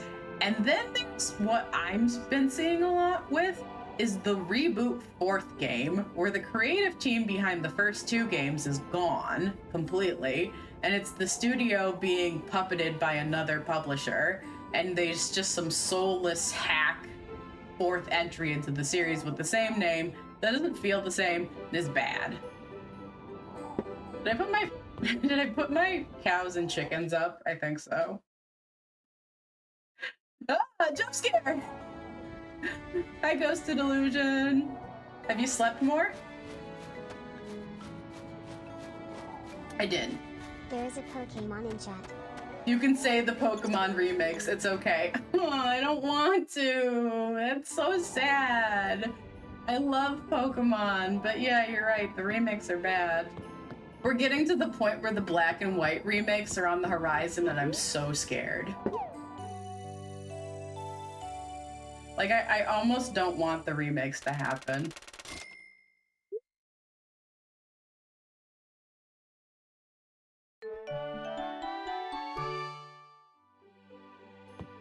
You want the remakes to be better, but Oris was the only decent modern remake? Oof. And now we've said it. Every once in a while, a new team pumps life into an old series, though. For example, Fallout 3 was completely different from the others. That is true. Fallout 3 and the original first two Fallout games were by a different creator, were by a different development team, and were intentionally of a different, mindset when they were made. I do agree with that.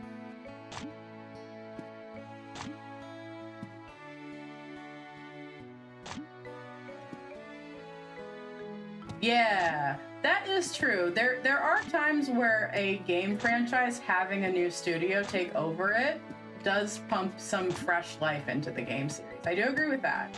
I'm not so hardened of an old man that I can't say that.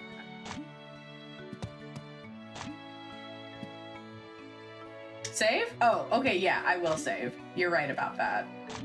Let me. Same with Baldur's Gate 3. That is true. That is true. But Baldur's Gate 3 was also stuck in development hell for like years on end, if I remember correctly.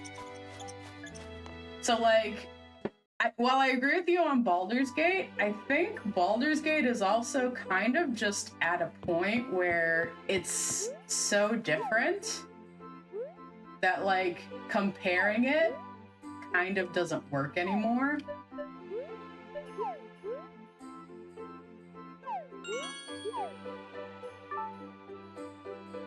I've never seen anything about Baldur's Gate. Is it any good? Yeah. I think there's a huge difference between reigniting a franchise with new material versus remastering a nostalgia-bait game with nothing to add to the conversation other than modern graphics. Yes, exactly. Exactly. There is a big difference between remastering a game to get the nostalgia dollars from people who played it as like younger and now have money now versus adding to a franchise and or making even a spiritual successor, like, you know, Jet Set Radio with Bomb Rush Cyberpunk. So again, I'm not too much of a hardened old man to say that like all new games are bad and nothing can touch old games ever, because that's just not true. That's just not true. But what I will say is the development cycle of games now has made high quality games harder to produce. That I will stick a flag in. Baldur's Gate is very good, Ghosted Illusion. The only reason we're talking about Baldur's Gate is because Baldur's Gate was stuck in a development cycle that was very long.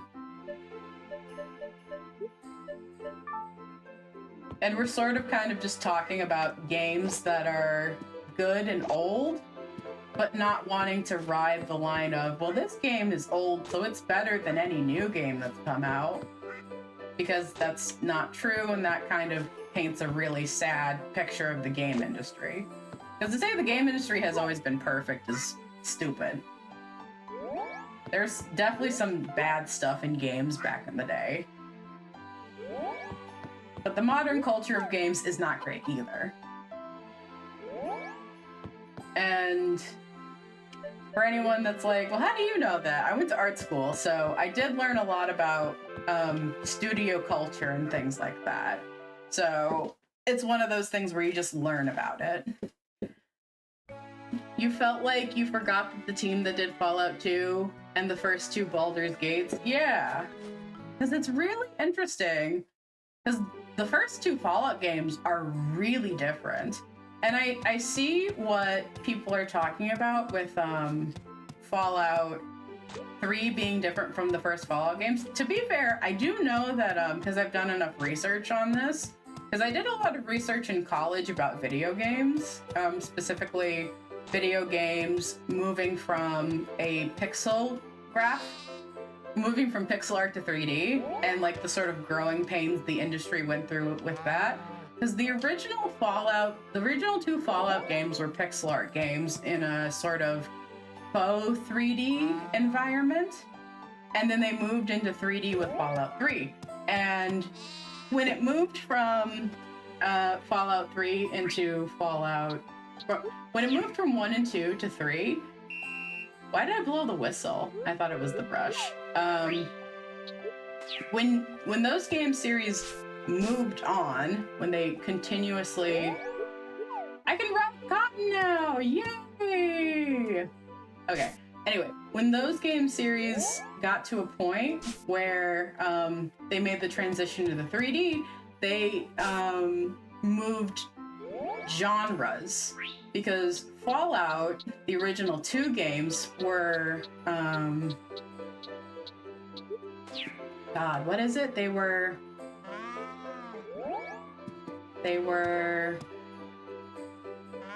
action-adventure games. They were action-adventure games. More similar to... like really old school games. And then when Fallout was turned into Fallout 3, it was more of a shooter game. And a lot of people who originally played the Fallout series back during 1 and 2 were not happy with what happened to it with 3. And while people like the games now, it's kind of like, Tilvikia, I know you can go in on this. It's the difference between Persona 1 and 2 and 3. It's not that Persona 1 and 2 are bad games, they are just equivocally different games from the third game.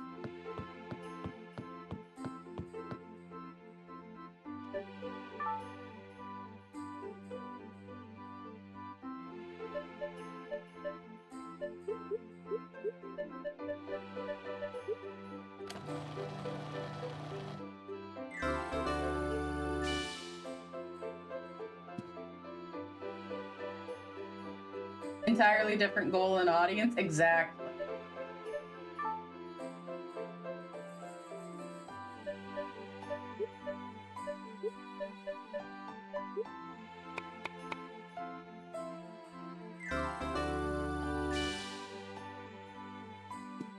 Why is it only decent sushi? Whatever, need to give fish to my beloved.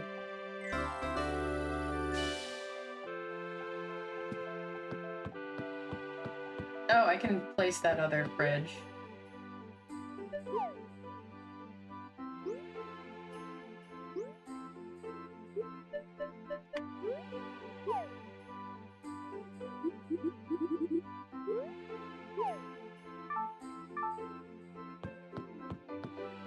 I have 2 fridges.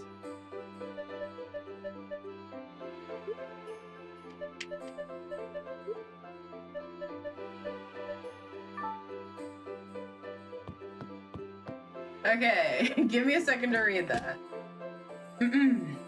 So this is Tilvikia talking about Persona differences between Persona 1 and 2, and so the differences between the first 2 Persona games and the third Persona. Part of that was the director change. Hashino ran the helm at Atlas for the span and completely changed the tone.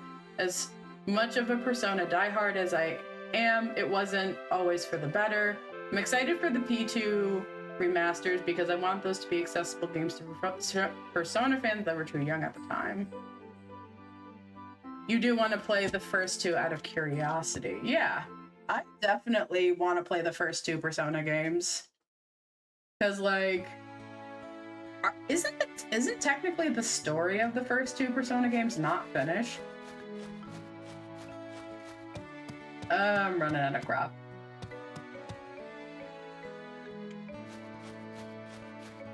The first 2 Fallout games. Yes, the first 2 Fallout games are very good.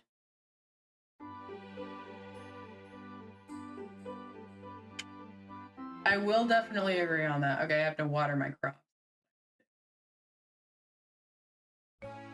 Every time I get a big chunk of change in this game, I'm like, woo, I have money. And then I'm like, oh, right, I have to buy crops.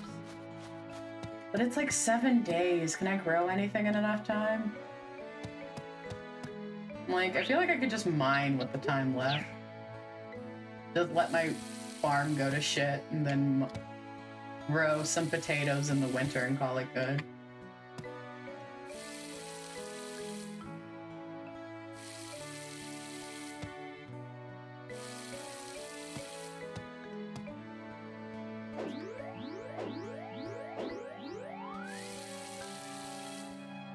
Persona is an interesting series. I have a lot of hang-ups with the Persona franchise because actually, I wouldn't even say I have hang-ups with the Persona franchise. I have a lot of hang-ups with the way the Shin Megami Tensei game franchise is treated as of now, because I'm not a fan of the writing.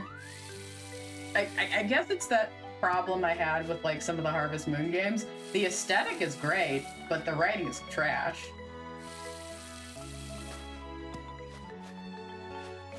We got a long one from Tilvikia again. Debatable. They had room to breathe and got dropped before expanding. I think they're self-contained. Persona 2 in particular is technically 2 different games to cover the whole story, and it did it well. Just to have an adult cast, openly gay protagonist, Nazi punching. Can you imagine modern games being that great? I can't. Oh, about Persona 2 being unfinished. No, I didn't mean unfinished. I mean the story wasn't technically finished. Like, the idea that there would have been a Persona 2, like, Reloaded or something like that, where they would have had, like, more story, I think. I don't know. Maybe I'm remembering something wrong. Why am I walking? I should be on my horse. I should get a cow. Alright, whatever. I think the Loop Fields is closed on Saturday. I keep wanting to move the camera. Don't know about that? You'll have to look into it. That's fair. But yeah, I love video games. I have a really vested interest in video games because as much as I love like comics and art and paintings, I think I think video games is the best way to tell like a full story. Okay, they're not closed. Like, with video games, you can tell a perspective, but have so many other interactions and information that can be picked up and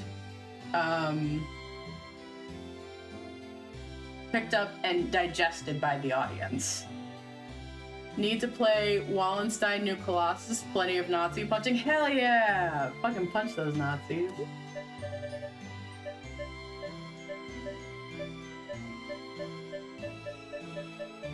I'm just gonna get like 18.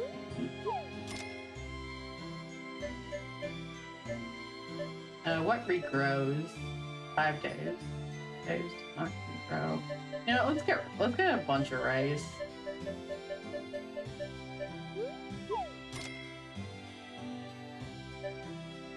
What else?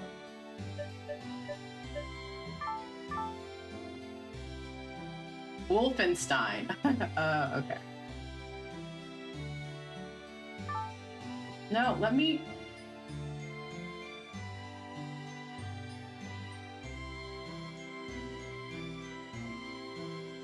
Oh, wait.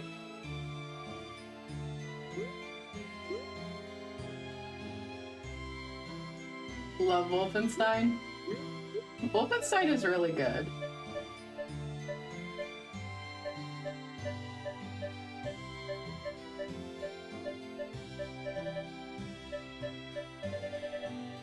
Oh, I can just buy this?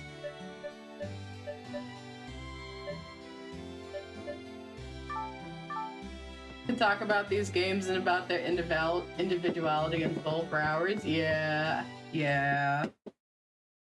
Oh, wait, there's an Earth Ring in chat. Pixel! Did Pixel come up? I wasn't paying attention. Pixel, are you there, buddy? Pixel?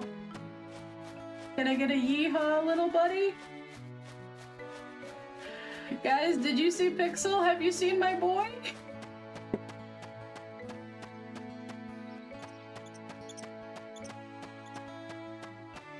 There is a Pokemon in chat. Oh, okay, there you are, Pixel.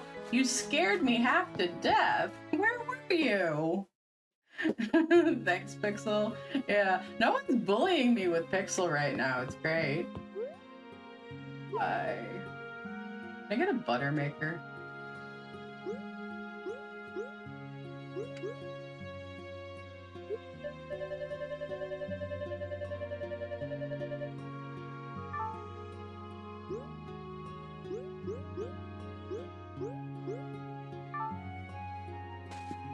Nope.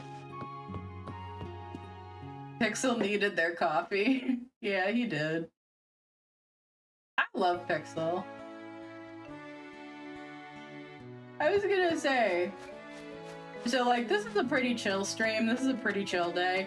Yeah, do y'all have a preference if I call you like my cosmic cats or my little clockwork cats? Like, you know, cosmic you know, like sci-fi. I don't even know what the aesthetic of this goddamn channel is. I'll be honest. Like, we're in space, but there's circus elements, but it's pastel, but there's a whole bunch of other bullshit going on. I don't know. Anyway, cosmic sounds cool. Okay, because like I call you guys that sometimes. I don't know if anyone has picked that up. Cosmic is cute. Duchess is a space princess. Then again, you are a sci-fi nerd. That's fair. Because like, here's the thing. Pixel is supposed to represent you guys. Vaguely. But like, he's a mouthpiece for y'all to talk about. But like, I was thinking of like I will totally say that Blaze is the originator of this, is like just calling people in the community my cosmic cats.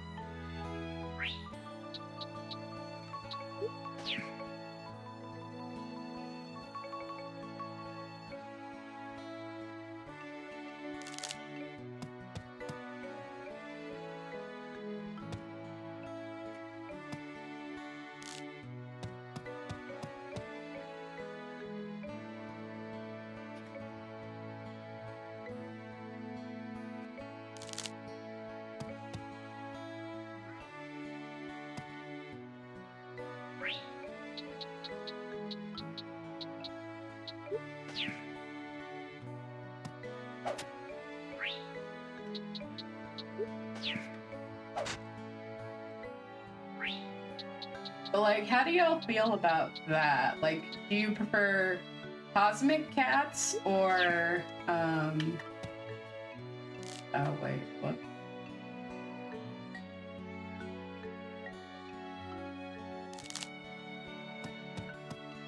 Okay.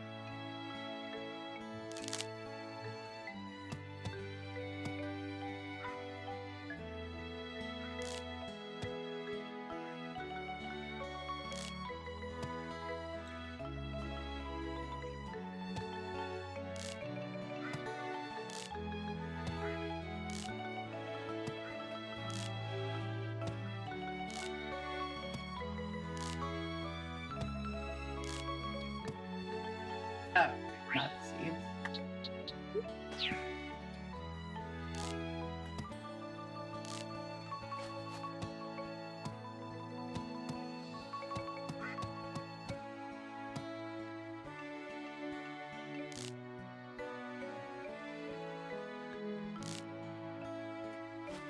Let me make the animals all go back inside.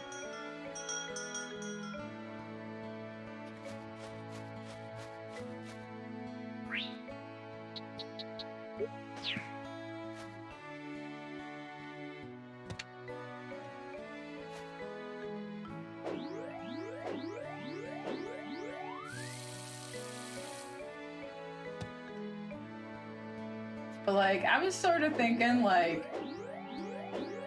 I don't know, for like a name for the community, I also thought of like Cosmic Cubs because, you know, lion theming, but like, I feel like that's kind of weird for a naming convention because like I'm an 18+ channel and then having the word Cubs implies a different thing.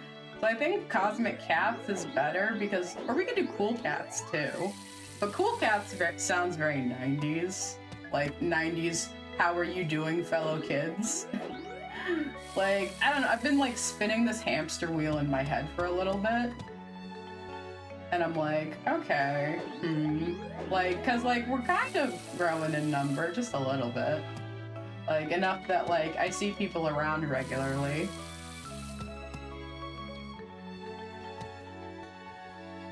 Yeah, I was gonna say Cubs is a bit of a tricky ground. Cool Cats is funny, but you like Cosmic Cats too. Yeah, I think that's how I feel about it too. Like, I like if I was like if I was like a 16 plus stream, I'd be like, oh, some of you guys can be my like little cosmic cubs. And I'd be fine with that, but like, I don't think I prefer cubs. Let's just do cats. Okay, so,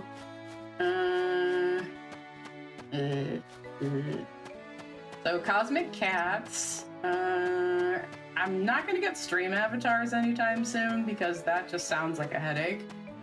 But like, I was also thinking of like, even if everybody, I'll probably draw it up at some point because like, there's some lore stuff I want to do. On to the next scene. So like, for anyone who's like been around, they know that I have a lore animatic that like is slowly inching to the finish line. I'm pretty close to being done with it. It's gotta finish some artwork and get over some imposter syndrome BS.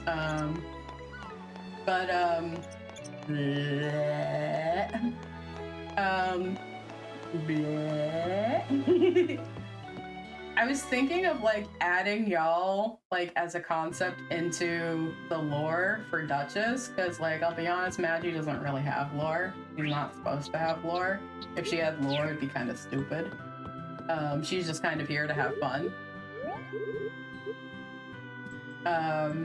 But specifically for Duchess, I think I might add like y'all as like the cosmic cats in a sort of like ghost sort of way into the lore. Like haunted by ghosts of the past, but in a cute way. I don't know.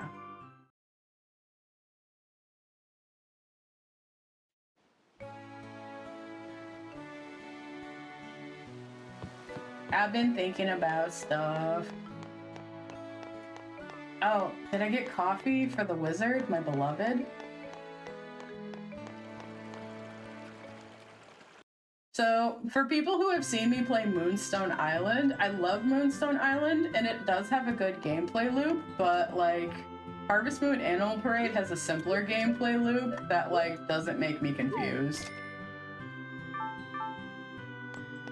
Like, don't get me wrong, I love Moonstone Island, but Moonstone Island, like, it goes like 1, 2, 3, 4, 5, 6, 7, 8, 9, 0. And then you start at 0, 0, 1, 1, 2, 3, 4, 5, 6, 7, 8, 9, 0. Whereas Harvest Moon kind of has a 1, 2, 3, 4, 5, 0, 1, 2, 3, 4, 5, 0. Like there's less steps to go through mentally when you're playing a day.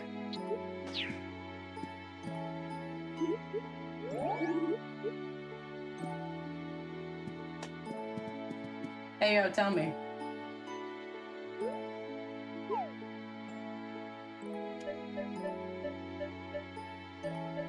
Oh, okay, we got something with Gil.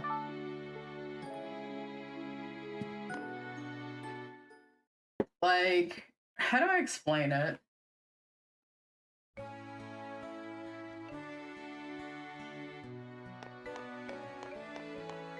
I'm trying to think of how to explain it, and I'm just not going to because I'm not thinking about it. I guess the gameplay loop is a little bit more, what's the word? Natural in Harvest Moon Animal Parade because, like, it takes you perfectly within a day to do at least 2/3 of what you want to do. So if you want to go to like different areas of the map, you can usually do about 2 areas of the map in one day and get everything done, but you can't get everything in every area of the map done. So if you wanted to go downtown, buy yourself a new outfit, go to the mines, go mining, and then go to the seed shop and buy seeds, you can only do 2 of those things. But you still have time in the day to get up, water your flowers, and feed your animals. So you have this natural gameplay loop of get up, water your flowers, feed your animals, go to area of the map A, area of the map B, go home, sleep. You can't go to area of the map C and B and A because there's not enough time in the game for that. But In Moonstone Island, it feels like you get up, and it's because there's combat in the game. There's more hours in the game for combat to be slotted into the gameplay loop. You have get up, feed your animals, talk to the people in town. Oh, the circus is in town! Yay! Talk to the people in town. Go to an island, battle, buy things, come home, sleep, or if you want to, you can add the additional steps of going to another island and searching for other items and treasures that are rare spawns. That's not really a thing in this game. It's a lot simpler. And again, I love Moonstone Island, but Moonstone Island is a little more complicated, and it makes the mental illness, ADHD, autism part of my brain go crazy, go stupid in a bad way. Oh.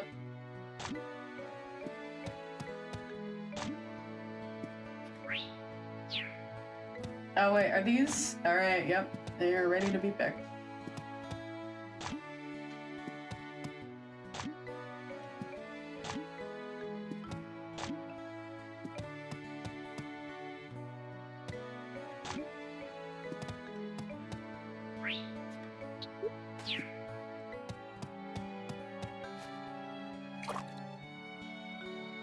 And for anyone who's like sitting here like, wow, Kelsey, you seem really knowledgeable about this stuff, please do not think of me as the aforementioned grand poobah of knowledge on video games. Like, I still mess up about stuff from time to time. It's just, it's one of those things where video games were my hyper focus for a long time. So I have a lot of inside knowledge of what goes into, not inside knowledge, but I spent a long time learning about the process. So when I inevitably put myself in a situation to know about a game, I know everything about it. Or as close to everything as I can without being a developer. And even if I'm not a developer, I still try to not have the I know everything sort of stance on video games, because like I feel like that's become a very big problem with modern game fans. And I would even say modern fans of just a lot of media in general, is that they think they know how the process of creation is done. And so they think they have the ability to comment on it and be critical of it when they have not even a basic understanding of how it's done. And I'm not talking about people who like, you know, go on Twitter and say like, oh, animators shouldn't take breaks between anime seasons because that just means there's a lazy product. Those people are obviously trolls and that's bait and all that jazz. But I'm talking about the average person that like thinks that like digital art, you can press the make art good button on your computer and that's how you make digital art. Like, I'm talking about people that have little to no clue about video games or any sort of art like anime, comics, and stuff like that. And they're like, oh yeah, I know how to make these mediums better. And they don't.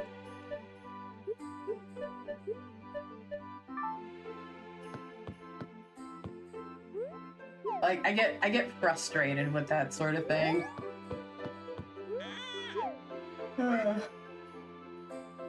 The circus doesn't open until like 12, or is it like 15? I should probably go look at that. There is a Pokemon in chat. Thank you, Pixel.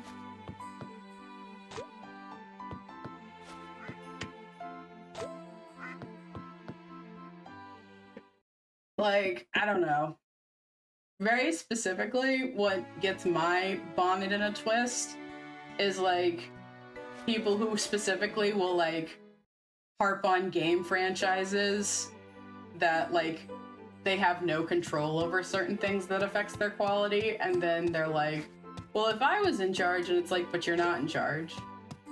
No, I get you. It's like when people watch video essays by people in the industry that somehow they, the viewer, think they have industry knowledge too. Yes. Yes. That is completely it. It's like, I watched a video essay, so I know about how the industry works. No, you don't. And even if you did have industry knowledge, you don't know about that company's specific culture.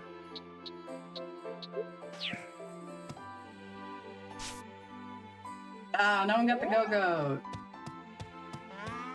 Games, even indies, are incredibly complex, time-consuming, and that's before you factor in Q&A and bug testing. Yeah, like, okay, this is a little bit old news at this point, but like, I have a lot of family members that went into creative industries, one of which is gaming. My cousin, my older cousin, went to school in Chicago for art, specifically gaming art. I think he did coding and model making, I think he did model making, but he inevitably got hired by NetherRealms, the Mortal Kombat people, but he got hired as a QA tester, but like, specifically when he was hired as a QA tester, they wouldn't hire him completely for work all the time. So it was one of those situations where he would have a job at the company, but they would never keep him on as a full employee.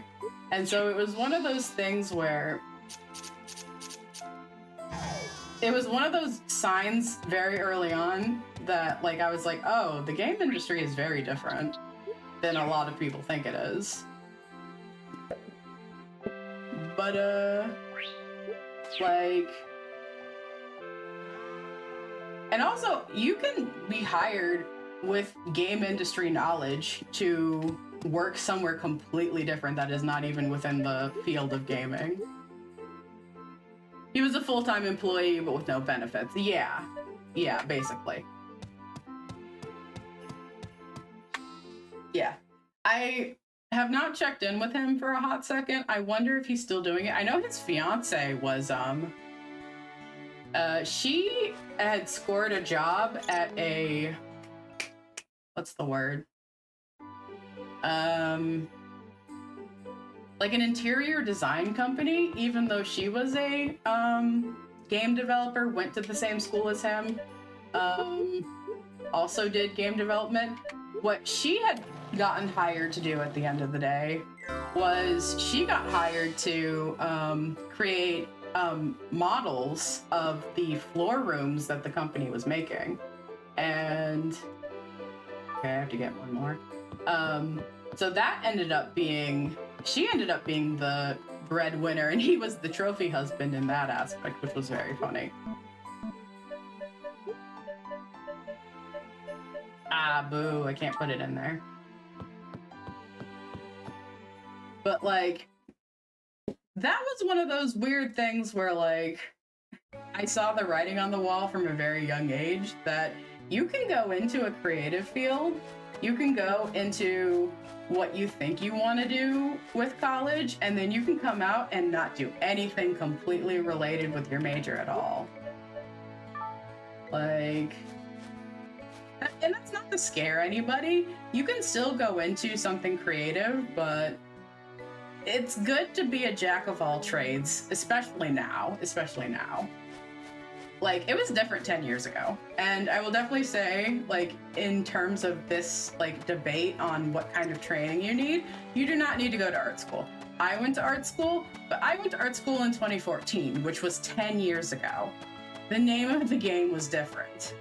There was really no level of training that you could do to yourself that would get you an edge in the competition.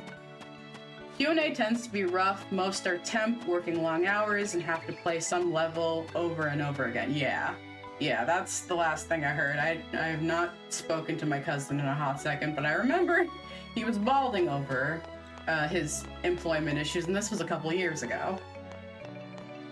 Which, God, I hope his hairline's okay. I know he's fine physically, but man, I'm still thinking about that. Hope his hairline's good. But yeah.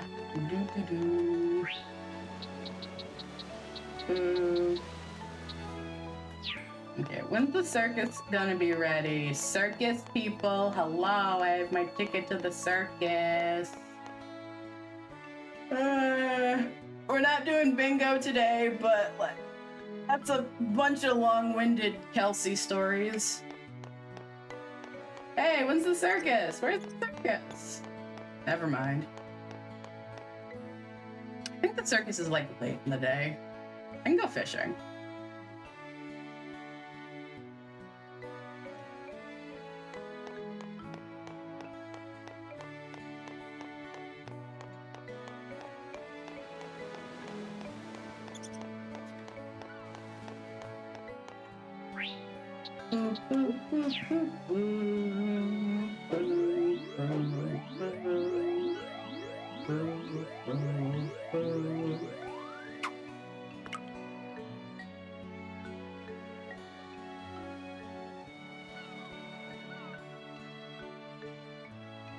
In the early testing was seen as an entry-level position into dev, but a lot of times it's now more of its own thing in track. Yeah, that's what happened with him. He got into QA testing as a way to get into a dev position, and I don't think he did.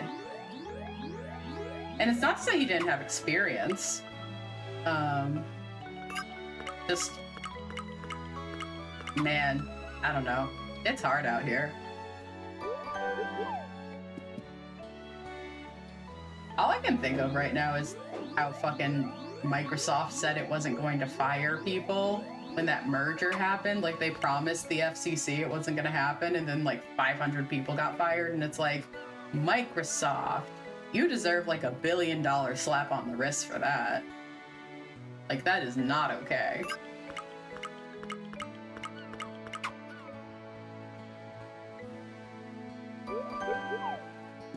I don't know. Like, I was having just a very long conversation with a friend, and I was talking about how I want to update my portfolio soon and, you know, get an art job and, you know, get benefits and all that jazz. Yeah, their fingers are crossed behind their backs with a promise, but it's not a promise. Yeah. And I was like, oh, I have to do this and that and this and that.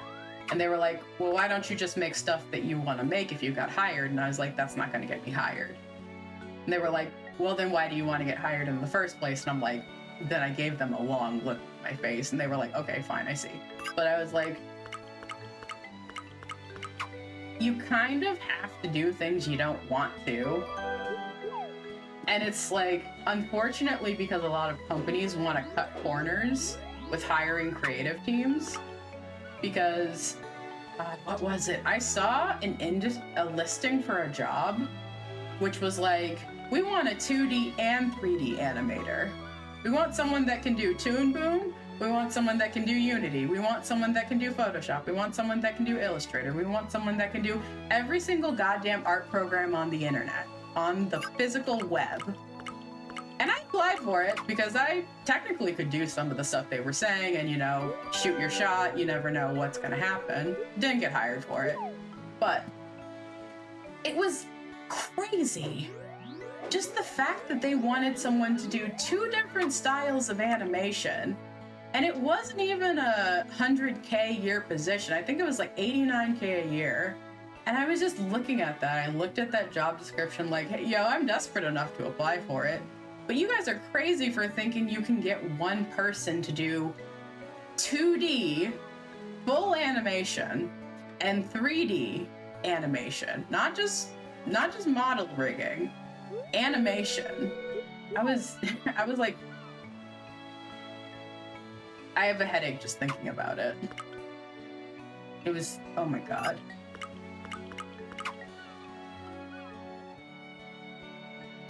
Like, I want to work in a creative industry. I want to work in media so bad. I want to tell stories.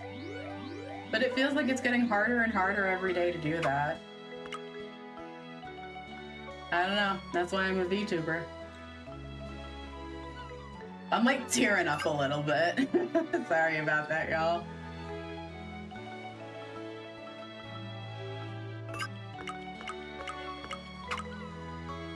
Me. Employers, there's a labor shortage. Also employers, that. Yeah.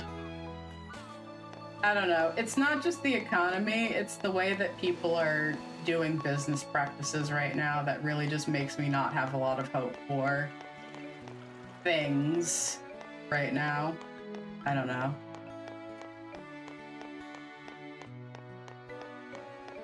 Anyway, you can commission me on VGen, you know that? Do exclamation point comms. Get you a link to all of my commissions. Did you know? Brass has commissioned me very recently. He can tell you. I'm a great artist to work with. On time, professional, receptive to feedback. Where's the cat? I was gonna give him some fish. All that jazz. You want a comic? You want an animatic? I can do that for you. I have no shame. Where's the cat? Where's the cat? I'm looking for the cat and I'm sad. Like, even the dog is gone. Oh, it's like... Yeah, because it's a new season now, so it's a different dog. Whatever. Oh, let me drink some fluid.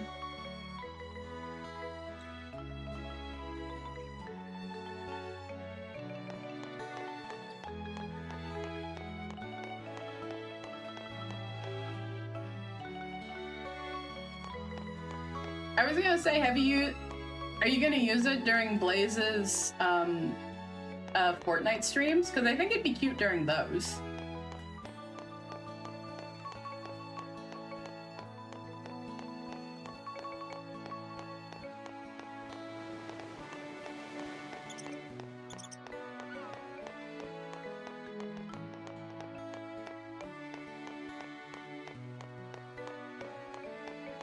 That's what you're planning to do? Yeah, I love that. Kitty, Kitty, I have some fish for you. Kitty, I have some fish. You already set it up in Fuji Check? Nice.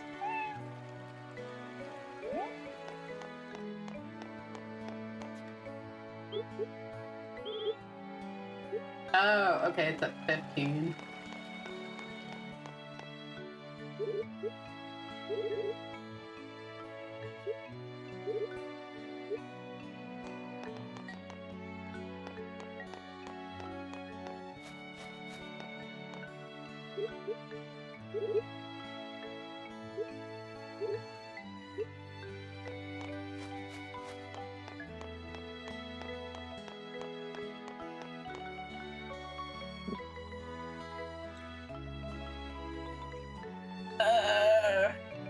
Oh, we're about to hit the hour mark.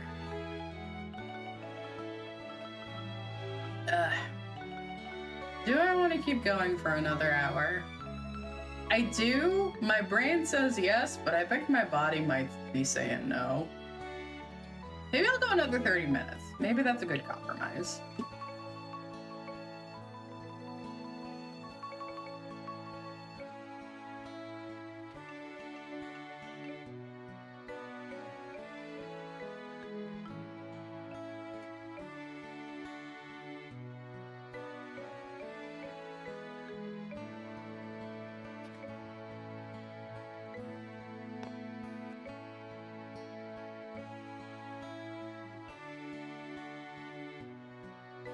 Pixel, you're not taking a cigarette break, are you?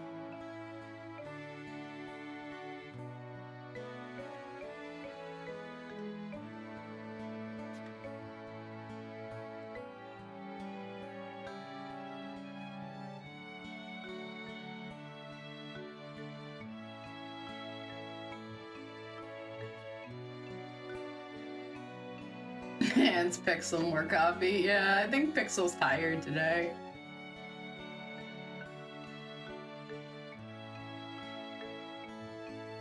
There is a Pokemon in chat. Thank you, Pixel.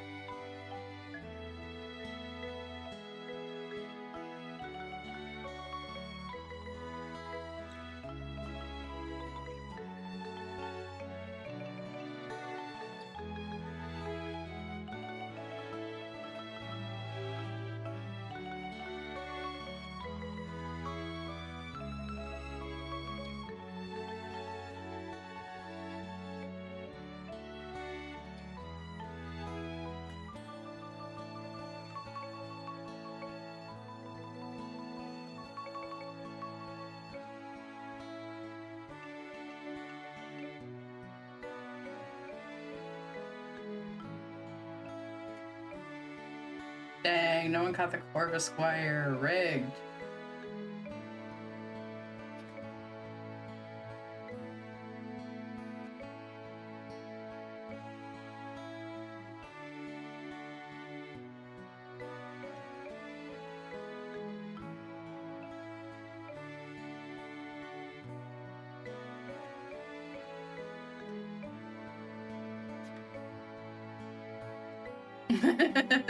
You tried, Brass, you tried. Oh, wait, circus time. Hell yeah.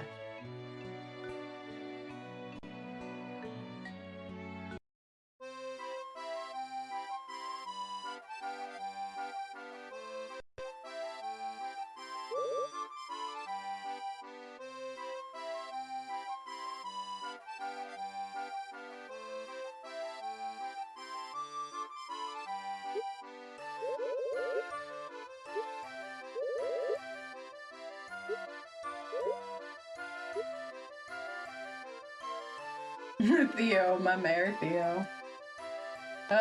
We're still missing Humphrey.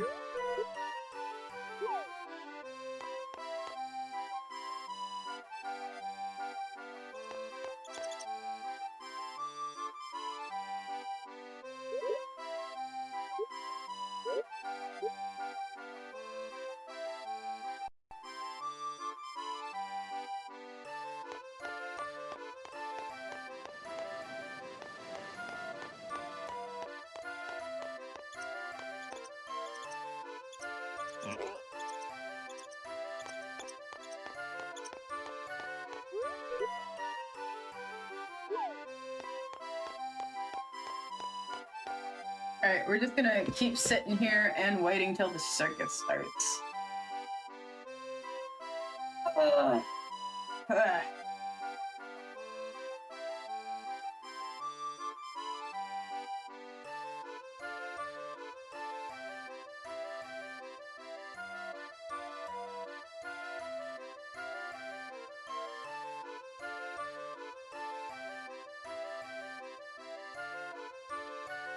Yeah, I think I may only be able to keep going for another half an hour, because I'm starting to get that thing where I'm like laying back in my chair and like closing my eyes for 10 seconds and then opening them again. And I'm like, oh, okay, that's a sign I'm tired.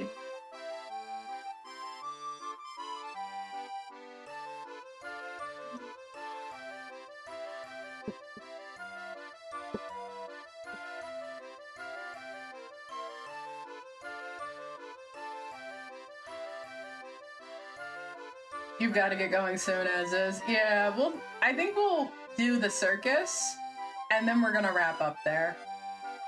But what's today? Thursday? Obviously, since we played Harvest Moon this week, we're gonna not do it tomorrow. But I think we're gonna do Harvest Moon farming Fridays until I finish the game. So I'll put that consistently on my stream schedules. I'll be honest, y'all, just let me know what time you want me to stream, and that's when I'll set it up. Because, like, I would rather have a less consistent date for Farming Fridays than, have a less consistent time than just start and then have people feel like they can't make it to it. So, like, if you specifically are wanting to get in on Farming Fridays, then yeah, I know that, Theodore. Start the circus. Do I have to come back?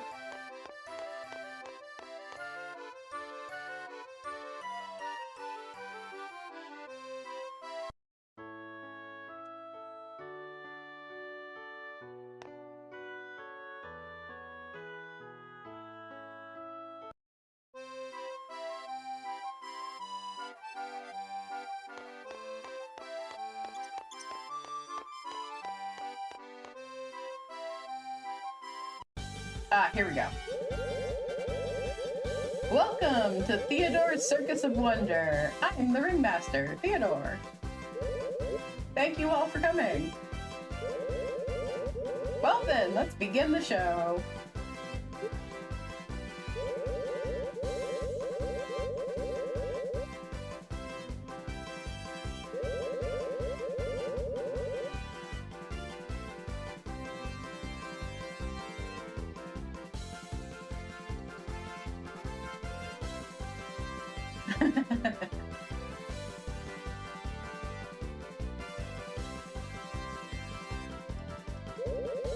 Fantastic, fantastic, aren't they?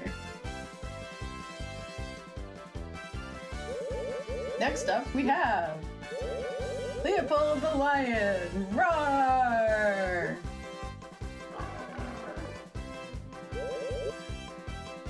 I'll be playing catch with Leopold. Watch and be amazed, folks.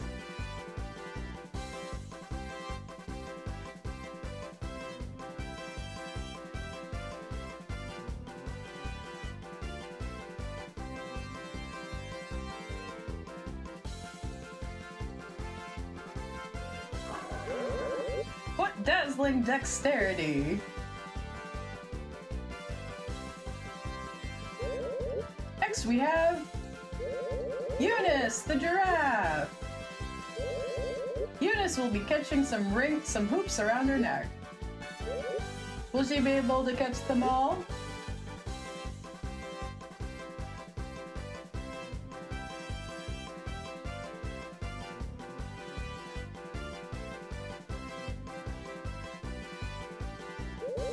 Indeed she can! Please give her a big round of applause.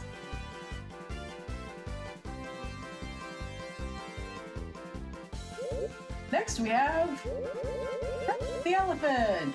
So talented. Shark will be riding a bicycle today. Oh yeah, we didn't see that last time. Watch his dynamic performance. Here he comes. Oh, an appropriately sized bicycle. Oh, he's so talented.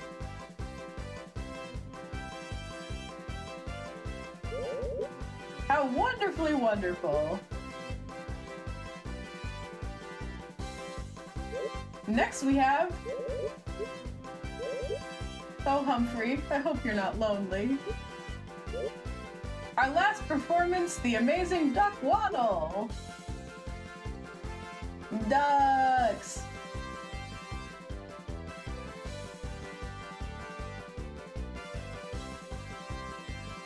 Next he'll do BMX tricks, I hope so.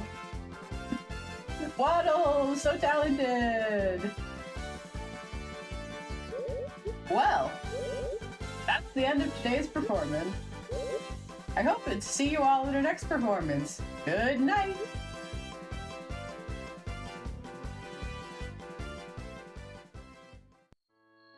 Alright, just in time.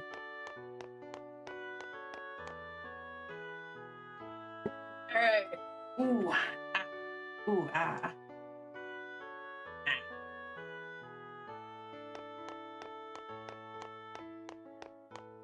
Alright. We're gonna wait till the ad break is done, but that is probably where we are going to wrap up today, gamers. I know today was not a very long day. We only went about 3 hours. But we did get a lot done, and I'm super happy to be playing this game again. I've missed it very much. We will continue to play Harvest Moon Animal Parade because I love this game. I love, love, love this game. So we will probably be playing it on Fridays. We'll be having Farming Fridays, where we just play Harvest Moon Animal Parade until we're done with the game. And for anyone that's like, well, aren't you almost done with the game? No, we're not. We're at the home stretch for this game. Like, yeah, you could technically say we're close to being done, but there's still way more content to get with this. Can I pick up those cranberries, please? Alright, I guess I'm just going home. Are my animals outside? No, they're not. Okay, cool. I can just go home.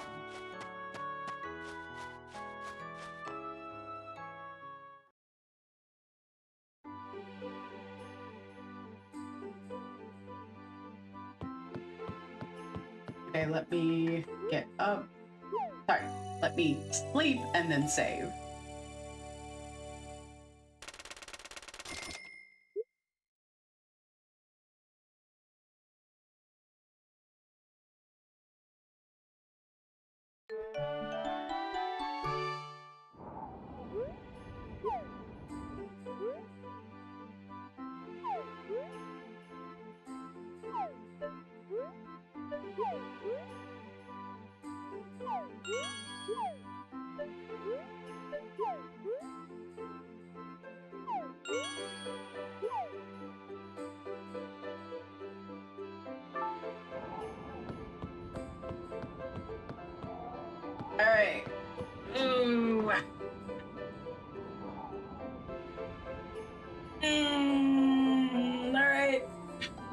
Let's go to the just chatting soon screen.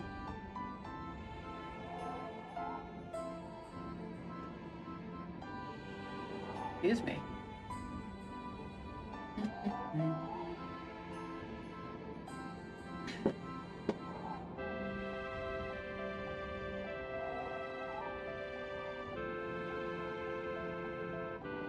All right, welcome back from the ads, everybody.